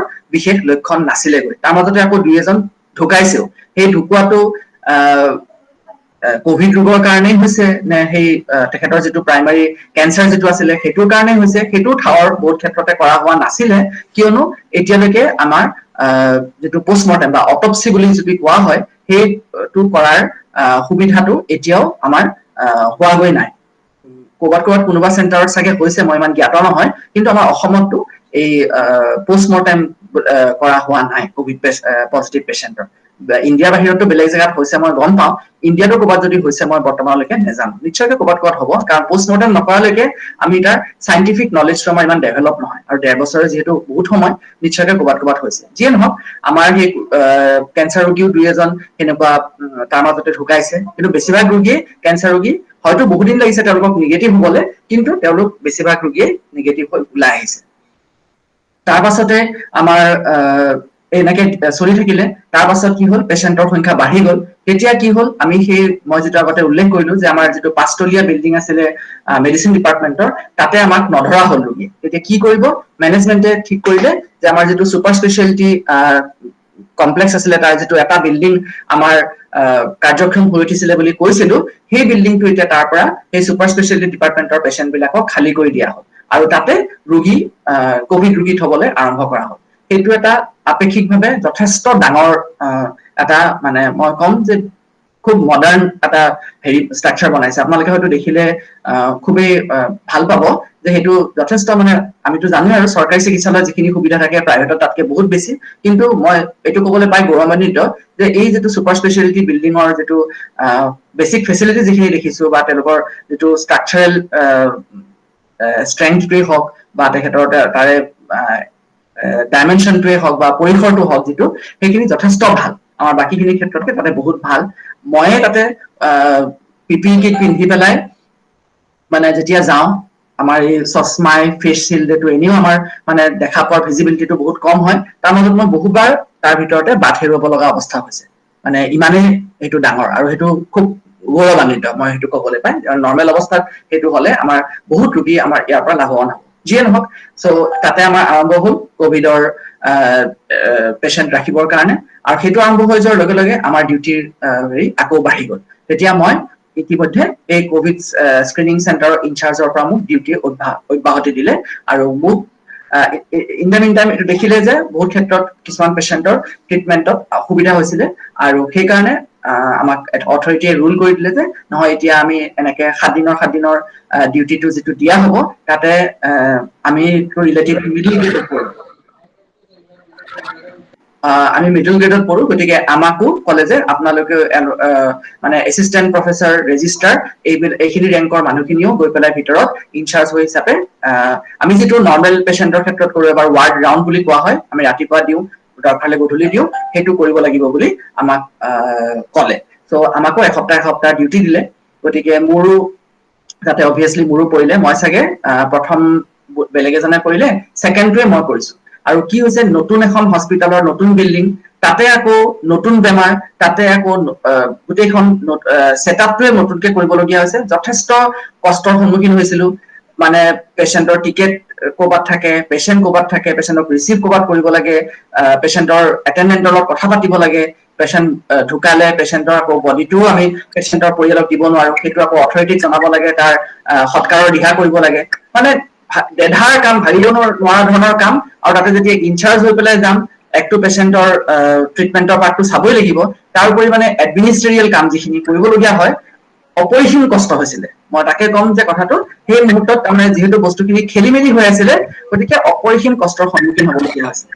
যিয়ে নহওক তেনেকে এসপ্তাহৰ কাম কৰিলো। আকৌ সেইখিনি সময়ত আমাৰ কোৱাৰেণ্টাইন বুলি যিটো কোৱা হয়, তাৰ একজেক্ট অসমীয়া শব্দটোতো মই একেবাৰে নাজানো। মানে আমি যিহেতু আমি PPE পিন্ধি পেলাই ডিউটি কৰাৰ সময়ত আমাৰ নিজৰ ইনফেকশ্যন হোৱাৰ চান্সটো খুবেই বেছি, আৰু সেইটো যদি হয় সেইকাৰণে সেইটোৰ প্ৰিভেনশ্যন হিচাপে তাক যাতে প্ৰতিৰোধ কৰিব পাৰো, তাৰ কাৰণে আমি আমাৰ যিখিনি সাৱধানতা ল'ব লাগে সেইটো ল'বই লাগে। তাৰ উপৰিও আমি যেতিয়া আমাৰ ট্ৰিটমেণ্ট আমাৰ মানে স্পেলটো শেষ হয়, এসপ্তাহৰ সময়টো যেতিয়া শেষ হয়, তাৰ পাছত আমি কিছু দিনৰ কাৰণে অথৰিটিয়ে বান্ধি দিয়া ডিউৰেশ্যন ৱাইজ আমি বেলেগকে থাকিব লাগে, আমাৰ পৰিজনৰ লগত আমি লগ হ'ব নোৱাৰো। সেই মুহূৰ্তত প্ৰথম অৱস্থাত আছিলে যে আমি 2 সপ্তাহ কাল বেলেগ হৈ থাকিব লাগে। তাৰ পাছত হলগৈ দেখা গ'ল যে নহয়, 2 সপ্তাহ কাল থাকিবৰ প্ৰয়োজন নাই, এসপ্তাহ থাকিলেই হ'ব। আৰু সেই এসপ্তাহৰ ভিতৰৰ পঞ্চম দিনাখন আমাৰ ডিউটি শেষ হোৱাৰ পঞ্চম দিনাখন আমি পৰীক্ষা কৰি পেলাই তাৰ ৰিপৰ্ট লৈ পেলাই যদিহে নিগেটিভ হয়, তেতিয়াহ'লে আমি নৰ্মেল ডিউটিলৈকে উভতি যাব লাগে, কভিড নহয় নন কভিড ডিউটিলৈ বা যি কৰি আছো তালৈকে যাব লাগে। আৰু যদি পজিটিভ হয় তেতিয়াতো আমিও পেচেণ্ট হৈ গ'লো, আমিও এডমিট হ'ব লাগিব। চ' সেইটো আছিলে ট্ৰেণ্ড। তেতিয়া আছিলে যে আমাক গভৰ্ণমেণ্টৰ ফালৰ পৰাই আমাক 5 ষ্টাৰ হোটেলত ৰখাৰ ব্যৱস্থা আছিলে। কিন্তু মোৰ সেইখিনি সময়ত মোৰ ভাবিয়ে নিজৰ ভয় লাগিছিলে যে কেনেকে এটা সৰু ৰুমত এসপ্তাহ কাল সোমাই থাকিম। 5 ষ্টাৰে হওক 7 ষ্টাৰে হওক, আল্টিমেটলি সেইটো এটা জেলৰ দৰে লাগিব। মোৰ নিজৰ সেইটো ভাৱ আছিলে যে মই নিজৰ জেলৰ দৰে লাগিব, তাতে সোমাই থাকিব লাগিব। গতিকে মোৰ খুব মানে ভাবিয়ে মনটো একেবাৰে বেয়া লাগিছিলে। মই তেতিয়া কি কৰিলো যে মই ক'লো যে মই মোৰ ছোৱালী আৰু ইতিমধ্যে মোৰ ছোৱালী আহি পেলাই আমাৰ লগত থাকিবলৈ ধৰিলে, মানে আমাৰ প্ৰায় 5-6 মাহ হৈ গ'ল। আৰু তেতিয়া মই ছোৱালী আৰু মোৰ পৰিবাৰৰ ঘৰলৈ পঠিয়াই দিলো। মোৰ ডিউটি আৰম্ভ হোৱাৰ মানে ডিউটি শেষ কৰিবৰ দিনাখন তেওঁলোক গুচি গ'ল, আৰু মই অকলে মোৰ ঘৰটোত থাকিলো। আৰু এইখিনি সময়ত মোৰ খোৱা বোৱা বনোৱা, নিজৰ ধোৱা পখলা গোটেইখিনি কাম মই অকলে নিজেই কৰিছিলো। কিন্তু তাৰ মাজে মাজেও আকৌ মই এটা আৱাসস্থলত থাকো, মানে ফ্লেটত থাকো। মোৰ ফ্লেটৰ 2-এঘৰ মানুহে মোক খোৱা বোৱা ৰেগুলাৰলি মানে প্ৰভাইড কৰিছিলে।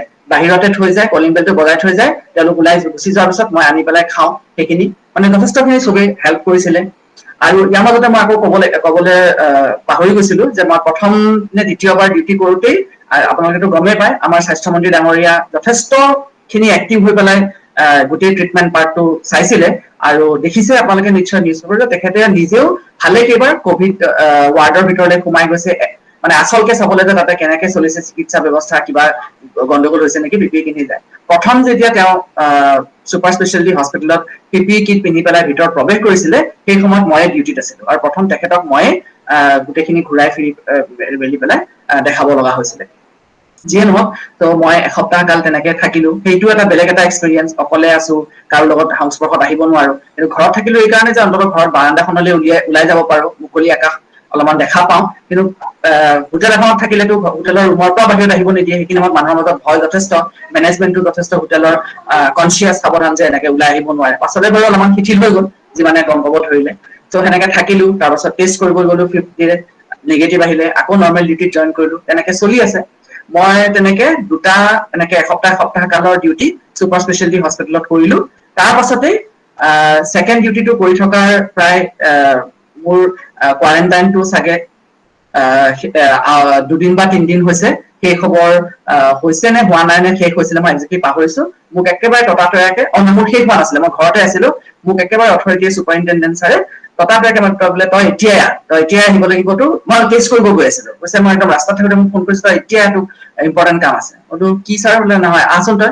ত' মাতি দিলে, কৈছে কি বোলে তই এতিয়াই আমাৰ এক্স চিফ মিনিষ্টাৰ তৰুণ গগৈৰ ঘৰলৈ যাব লাগে, তেখেতৰ কভিড পজিটিভ হৈছে, তেখেত ঘৰতে আছে, তই কৰিব লাগে। মই প্ৰথমতে কৰিমেই, মানে কি আৰু বেমাৰটো এই কৰি উঠিছো মাত্ৰ আকৌ এটা যাব লগা হ'ল। অশান্তি লাগিছে, খঙো উঠিছে, কিন্তু উপায় নাই, তই যাবই লাগিব। তোকে ডিউটি দিয়া হৈছে, এইবিলাক অলৰেডি অৰ্ডাৰ ওলাই গ'ল। তই এইটো গোটেইখন তই মানে অভাৰচি কৰিব লাগিব, ডেইলি ৰিপৰ্ট বনাব লাগিব। মূৰতে খৰক ভৰি ভাঙি পৰা যেন লাগিলে। একটো এটা চুপাৰ VIP, তাতে এই বেমাৰ হৈছে, এই গোটেইখন চাব লাগিব। যি নহওক, মই আকৌ তাৰ পৰাই এম্বুলেন্সত উঠি PPE কিট চিট লৈ পেলাই তেওঁৰ চৰকাৰী বাসস্থানলৈ গলো। তাতে গৈ পেলাই পিন্ধি মেলি পেলাই তেখেতৰ ভিতৰলৈ গলো। মই ইন দা মিন টাইম যে এই GMCৰ পৰা মানে মোক কৈ পঠিয়াইছিলে যে তেখেতৰ যিহেতু বহুত কেইটা বেমাৰ আছে, গতিকে তেখেত ঘৰত থকাটো ভাল নহয়, তই গৈ পেলাই তেখেতক বুজাবি আৰু বুজাই পেলাই কবি যাতে তেওঁ হস্পিটেললৈকে আহে। কিন্তু ইন দ্য মিন টাইম যে মই এই গোটেই প্ৰচেছটো বস্তুখিনি নিজে যোগাৰ কৰি নিজৰ PPE কিট যোগাৰ কৰি এম্বুলেন্সখন ৰেডি কৰি সেইখিনিতো চব বস্তুৰে দিগদাৰী, এম্বুলেন্সো ইফালে ইফালে ঘূৰি ফুৰে, যি নহওক মই যোৱালৈকে প্ৰায় 1.5-2 ঘণ্টা লাগি গ'ল। তেওঁৰ ওচৰত পাওঁ মানে মই ইতিমধ্যে গম পালো যে অলৰেডি ডিচিশ্যনটো লোৱা হৈ গ'ল যে তেখেতক আনি পেলাই GMCত ৰখা হ'ব। মই মনে মনে ভাল পাই আছিলো যে যিহেতু ঘৰত থাকোঁতেহে মোক দায়িত্বটো দিছিলে, খুব সম্ভৱ চাগে হস্পিটেলত যোৱাৰ পিছত নৰ্মেল পেচেণ্টৰ লগতে ৰাখিব বেলেগ একেলগে আৰু মই আৰু তাৰ পৰা অব্যাহতি পাম। কিন্তু নহয়, সেইটো নকৰিলে। তেখেত যিহেতু এজন আটাইতকৈ 3বাৰ চিফ মিনিষ্টাৰৰ পদত বহা মানুহ, এজন VVIP, very very important person, গতিকে তেখেতৰ কাৰণে আমাৰ নিউ পেইং কেবিন বুলি এটা নতুন ব্লক এটা আছে 5 মহলীয়া, তাতে এটা বিশেষ এটা VIP কেবিন এটা তেখেতৰ কাৰণে আছুতীয়াকৈ যোগাৰ কৰা হ'ল, তেওঁক তাতে ৰাখিব। আৰু তেখেতৰ চিকিৎসা কৰিবৰ কাৰণে এক্সক্লুচিভলি এটা কমিটি বনাই দিয়া হ'ল, যিটো মোক লিডাৰ কৰি দিয়া হ'ল। উপায় নাই, সেইটো দিছে যেতিয়া অথৰিটিটো কৰিবই লাগিব, তো সেইটোত মই জড়িত হৈ গ'লো। সেইটো প্ৰায় কাল চাগে প্ৰায় 2-3 মাহ মান মই কৰিবলগীয়া হৈছে, যিহেতু কাৰণ তেখেতৰ বেধা বেমাৰ আছে। আমি মানে এনেকে পিছত কোৱা বতৰা কৰিছিলো যে আমাৰ যিখন চিকিৎসা বিজ্ঞানৰ মেইন গ্ৰন্থ, যিখনক কোৱা হয় হেৰিচন্স প্ৰিন্সিপল অফ ইণ্টাৰনেল মেডিচিন, যিখনত মানে কোনো এটা বেমাৰ এনেকুৱা নাই যিটো বেমাৰ তাতে উল্লেখ নাই, সেইখন গোটেই পৃথিৱীতে সেইখন ফলো কৰা হয়। সেই কিতাপখনে তেখেতৰ গাত তেওঁ এখন চলতা ফিৰতা হেৰিচন বুলি আমি কৈছিলো পিছত আমাৰ মাজত, তাৰমানে ইমানেই বেমাৰ আছে তেওঁ। যি নহওক, সেইখিনি প্ৰথম অৱস্থাতো তেখেতৰ ওচৰত যাবলৈ ভয় লাগিছিলে, ইমান এজন ডাঙৰ মানুহ, কভিড হৈছে কিবা কয়, কিন্তু সি যে মানে খুব সাংঘাতিক এজন ভাল মানুহ, মানে ভদ্ৰলোক এজন, খুব সাংঘাতিক খুব ভদ্ৰলোক এজন, মানে ইমান ডাউন টু আৰ্থ মানুহ, ইমান জেণ্টল মানুহ মই চাগে মানে ইমান ওপৰৰ পোষ্টত থকা মানুহ মই আগতেতো মই বাৰু ইমান এক্সপ'জাৰ হোৱা নাই এডমিনিষ্ট্ৰেশ্যনত থকা মানুহৰ লগত, তেখেতৰ লগত লগ পাই পেলাই মোৰ বহুত জ্বৰ এটা পাছলৈ আঁতৰি গৈছিল। পাছত মই তেখেত নিগেটিভ হোৱাৰ পাছত মই নিজে কৈছিলো যে ছাৰ, প্ৰথম অৱস্থাত যেতিয়া মই আপোনাৰ ওচৰত আহিছিলো মোৰ হাত ভৰি কঁপিছিলে, কথা ক'ব টান পাইছিলো, কিন্তু আপুনি ইমান উৎসাহিত কৰিছিলে, ইমান আপুনি আমাৰ লগত লগ হৈ থাকিছিলে যে এতিয়া সেইটো ভাবেই নহয় আপোনাৰ লগত আমি বহুত কথা পাতিব পাৰো। যি নহওক, তেখেতৰ লগত খুবেই ভাল লাগিছিলে হেৰি কৰি, মানে পিছলে আমাৰ ভয় ভাৱটো আঁতৰি গৈছিল, শংকাটো আঁতৰি গৈছিলে, কষ্ট যথেষ্ট হৈছিলে, কাৰণ এই VVIP এজন থকা মানে মৰ্ণিং ইভিনিং গোটেইখিনি বহুত মানুহক জনাবলগীয়া হয়, বহুত নিউজ পেপাৰৰ পৰা খবৰ কৰে, অথৰিটিৰ পৰা খবৰ কৰে। হেল্থ মিনিষ্টাৰ ছাৰেতো তেখেতৰ পুৰণা তেখেতৰ গুৰু হিচাপে মানে, তেওঁ বহুত কেইবাৰ আহিছে তেখেতক চাবলৈ, আমি সকলো সময়তে সাজু হৈ থাকিব লাগে তেওঁৰ আপডেট লৈ পেলাই। তেনেকেই চলিলে। তেওঁ নিউ পেইং কেবিনত থকা অৱস্থাতেই তেখেতৰ অলপ চিৰিয়াছ হৈ গ'ল এদিন।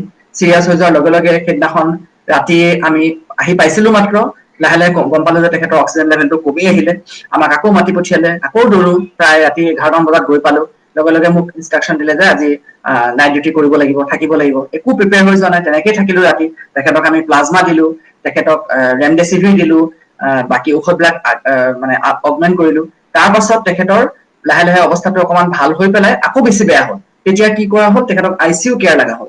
এতিয়া কি কৰিব, তেখেত আকৌ ইতিমধ্যে আকৌ আমাৰ এটা নতুন ICU বিল্ডিং এটাও আমাৰ GMCত হৈ আছিলে, সেইটো ৱাৰ ফুটিঙত, সেইটো প্ৰায় সম্পূৰ্ণ কৰি পেলালে। গতিকে সেইটো হ'লগৈ এতিয়া।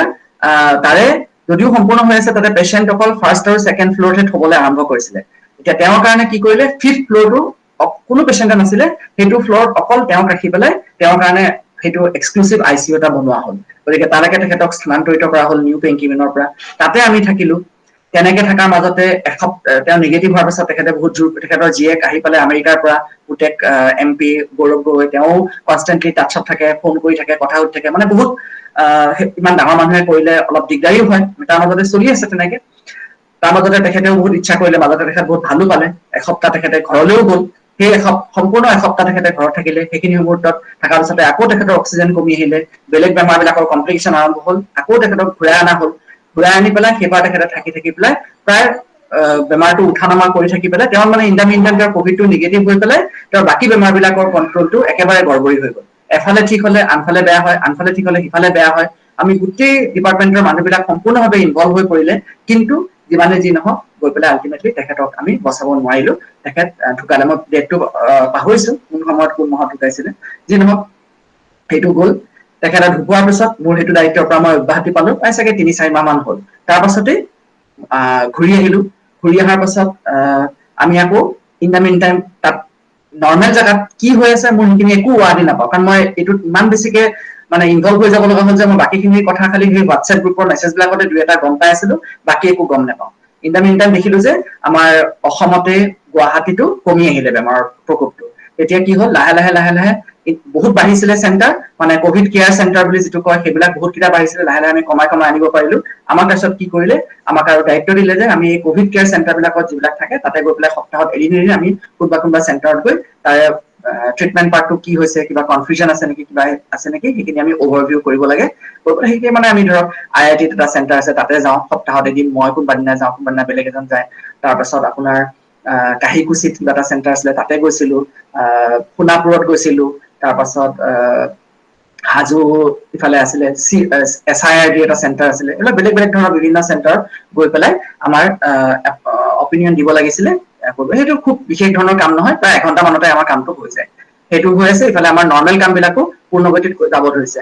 ইমান দিনেতো বাকী পেচেণ্ট বিলাকে অহা বাদেই দিছিলে, লাহে লাহে যেতিয়া চিটুৱেশ্যনটো ভাল হ'ল, আমাৰ মেডিচিনৰ আমাৰতো আমি ক'বলৈ পাই গৌৰৱান্বিত যে মেডিচিন ডিপাৰ্টমেণ্টত হৈছে হায়েষ্ট ফুটফল হয়। সেইটো চবতে যিকোনো এখন চৰকাৰী চিকিৎসা মহাবিদ্যালয় হওক বা নাৰ্ছিং হোমে হওক গ'লে আমি দেখিব যে মেডিচিন ডিপাৰ্টমেণ্টত ফুটফলটো আটাইতকৈ হায়েষ্ট হয়। ত' আমাৰ গতিকে আমাৰ যেতিয়াই পেচেণ্টৰ আমাৰ কেতিয়াও বন্ধ হোৱা নাছিলে। যিটো ধৰক এটা হৈছিলে যে এইমছেই হওক বা অন্য ডাঙৰ ডাঙৰ চিকিৎসালয় হওক, তেওঁলোকে নৰ্মেল ৰোগীৰ কাৰণে চিকিৎসালয়টো সম্পূৰ্ণভাৱে বন্ধ কৰি দিছিলে। কিন্তু আমাৰ GMC কেতিয়াও কোনোদিনে এতিয়ালৈকে ৰেকৰ্ডত নাই যে এদিনলৈও নৰ্মেল পেচেণ্টৰ কাৰণে বন্ধ হোৱা। আমি সম্পূৰ্ণভাৱে নৰ্মেল পেচেণ্ট, কভিড পেচেণ্ট দুইটা একেলগে চলাই যাব লগা হৈছিল, অপৰিসীম কষ্টৰ মাজত। যি নহওক, গতিকে ইফালে সেইটো বাঢ়িব ধৰিলে, আমাৰ কভিডৰ ডিউটিটো লাহে লাহে কমি আহিলে, বছৰটো শেষ হ'ল, নতুন বছৰ আৰম্ভ হ'ল, আমি লাহে লাহে পাহৰিবই ধৰিলো। আমাক ইয়াৰ মাজতে আমি মানে চিকিৎসা মহাবিদ্যালয়ত কাম কৰা হিচাপে আমি জানুৱাৰী আৰু ফেব্ৰুৱাৰী মাহত এমাহকে আমাৰ মাজত নিজৰ মাজতে ভাগ কৰি আমি উইণ্টাৰ ব্ৰেকো পাওঁ। মই নাজানো দেই, মই এইখিনি কথা নিজৰ এখন হেৰি কোৱা যেন লাগিছে, নিজৰ জীৱনী গ্ৰন্থ কোৱা যেন লাগিছে, কিন্তু আপোনালোকে মানে উপকৃত হৈছে নাই মই ক'ব পৰা নাই। মই তথাপি কৈ গৈছো আৰু মই নিজৰ কথাখিনিকে মনত পেলাইছো। ত' জানুৱাৰী ফেব্ৰুৱাৰী মাহত হঠাতে আমি ভাল লাগিলে ইমান যে আমাক 2 সপ্তাহৰ কাৰণে আমাক এটা ব্ৰেক দিলে। যদিও আমি এমাহৰ গেপ পাওঁ, কিন্তু আমাক 2 সপ্তাহ ছুটি দিলে। আমাৰ হৈছৈ লাগি গ'ল যে আমি ইমান দিনৰ মূৰত কোনো দেওবাৰ নাই, কোনো বন্ধ নাই, হঠাতে আমি 2 সপ্তাহৰ কাৰণে ছুটি এটা আমাক গ্ৰান্ট কৰি দিলে। খুব ভাল লাগিলে। আমিও গৈ আমাৰ ফেমিলিটো গৈ ফুৰি আহিলো। বেলেগতো যাবই নোৱাৰো, হাফলং গৈ 2-3 দিনৰ 4 দিনৰ কাৰণে এটা ব্ৰেক লৈ ঘূৰি আহিলো। লাহে লাহে আমি কভিড পাহৰিয়ে গলো। তাৰ পাছতে হঠাতে দেখিলো আকৌ বাঢ়িব ধৰিছে। মই নৰ্মেল নিজৰ পেচেণ্টটো চোৱা আৰম্ভ কৰিলো। আমাৰ প্ৰাইভেট প্ৰেক্টিচ চলত মই ক্লিনিকতো কৰিবলৈ আৰম্ভ কৰিলো। তাৰ পাছতে লাহে লাহে বিহু আহিব কি নাই, বহাগ বিহু দেখিলো যে আকৌ আৰম্ভ কৰিলে। ভয় খাই আছো আহিল যে আহিলেই আৰু। ইফালে আমাৰ কি হয়, আমাৰ কিছুমান চেণ্টাৰ বেলেগ বেলেগ আছে। মানে আমি GMCৰ আণ্ডাৰতে আপোনাৰ 2খন হস্পিটেল অলৰেডি আছে NX, মানে আউটউইং বা এটা ভাগ হিচাপে আছে। এটা হৈছে আমাৰ MMC হস্পিটেল, যিখন মহেন্দ্ৰ মোহন চৌধুৰী হস্পিটেল, যিখন আগতে হেল্থ এৰ আণ্ডাৰত আছিলে, যিখন এতিয়া GMCৰ আণ্ডাৰতে হৈ গৈছে। আমি সেইখন তত্বাৱধান কৰিব লাগে। আৰু এখন হৈছে কালাবাহাৰ TB চিকিৎসা চিকিৎসা ক্ষেত্ৰখন। এই 2খন আমাৰ GMCৰ আণ্ডাৰতে পৰে। ইন দ্য মিন টাইম কি হৈছিলে, কালাবাহাৰখনতে এক্সক্লুচিভলি পেচেণ্ট ৰখা হৈছিলে, বাকী চবৰে পৰা কভিড পেচেণ্ট বিলাক কমাই আনিব পৰা গৈছিলে। আৰু MMC হস্পিটেলখন যিহেতু আমাৰ আণ্ডাৰত পৰিছিলে, MMC হস্পিটেলত মোৰ ডিউটি পৰিলে 1 এপ্ৰিলৰ পৰা। 1 এপ্ৰিলৰ পৰা তাতে ডিউটি কৰি আছো, শুনি আছো কথা, কভিড পেচেণ্ট বাঢ়িব ধৰিছে। বাঢ়িল কিনা ঢৌ আহিলে, আৰু 18 এপ্ৰিলৰ দিনাখন হঠাতে এটা অৰ্ডাৰ আহিলে যে মই এতিয়া গৈ পেলাই আয়ুৰ্বেদিক চিকিৎসালয় যিখন জালুকবাৰীত আছে, তাত এটা কভিড চেণ্টাৰ এটা আৰম্ভ কৰিব চৰকাৰে, আৰু মোক দায়িত্ব দিছে তাৰ তত্ত্বাৱধায়ক হিচাপে, যিটো অসম ইংৰাজীত ইনচাৰ্জ বুলি কোৱা হয়। গতিকে উপায় নাই, 18 তাৰিখ আছিলে দেওবাৰ, মোৰ এতিয়াও মনত আছে। মই পাছদিনাখন তালৈকে গলো। তাতে এটা সম্পূৰ্ণ নতুন পৰিৱেশত গলো। মোৰ লগতে আৰু এজন হেল্থ এড, আমাক কোৱা হয় টিচিং কেডাৰ, মানে গভৰ্ণমেণ্ট অফ আছামৰ। আমি হেল্থ বিত পঢ়ো। আমি মানে আমাৰ প্ৰাইমাৰী ডিউটিটো হৈছে আমি ষ্টুডেণ্টক চিকিৎসা জ্ঞান দিয়া, তাৰ লগতে পেচেণ্ট চাব লাগে। কিন্তু হেল্থ এৰ যিখিনি মানুহ, সেইবিলাকে অকল পেচেণ্ট চোৱাটোৱে কাম থাকে। যি নহওক, আমাৰ হেল্থ এ গৰাকী মানুহ দিলে ইনচাৰ্জ হিচাপে মোৰ লগত, মোৰ চিনিয়ৰ এজন, তেখেতৰ নাম ডক্টৰ আব্দুল চালাম, আৰু মোক দিলে ইনচাৰ্জ হিচাপে, আৰু 2গৰাকী চিষ্টাৰো দিলে ইনচাৰ্জ হিচাপে। আমি গলো তালৈকে। তাতে গৈ পেলাই গোটেই ছেটআপটো কৰিলো প্ৰথমৰ পৰা। আৰম্ভ হৈ গ'ল পেচেণ্ট আহিবলৈ তাৰ 3 নম্বৰ দিনাখনৰ পৰা। তেনেকে কৰি পেচেণ্ট ভৰ্তি কৰিলো। তাৰ পৰা প্ৰথম অৱস্থাতো পেচেণ্ট যিমান আহিছিলে সেই হিচাপে আমাৰ বেড অসুবিধা আছিলে।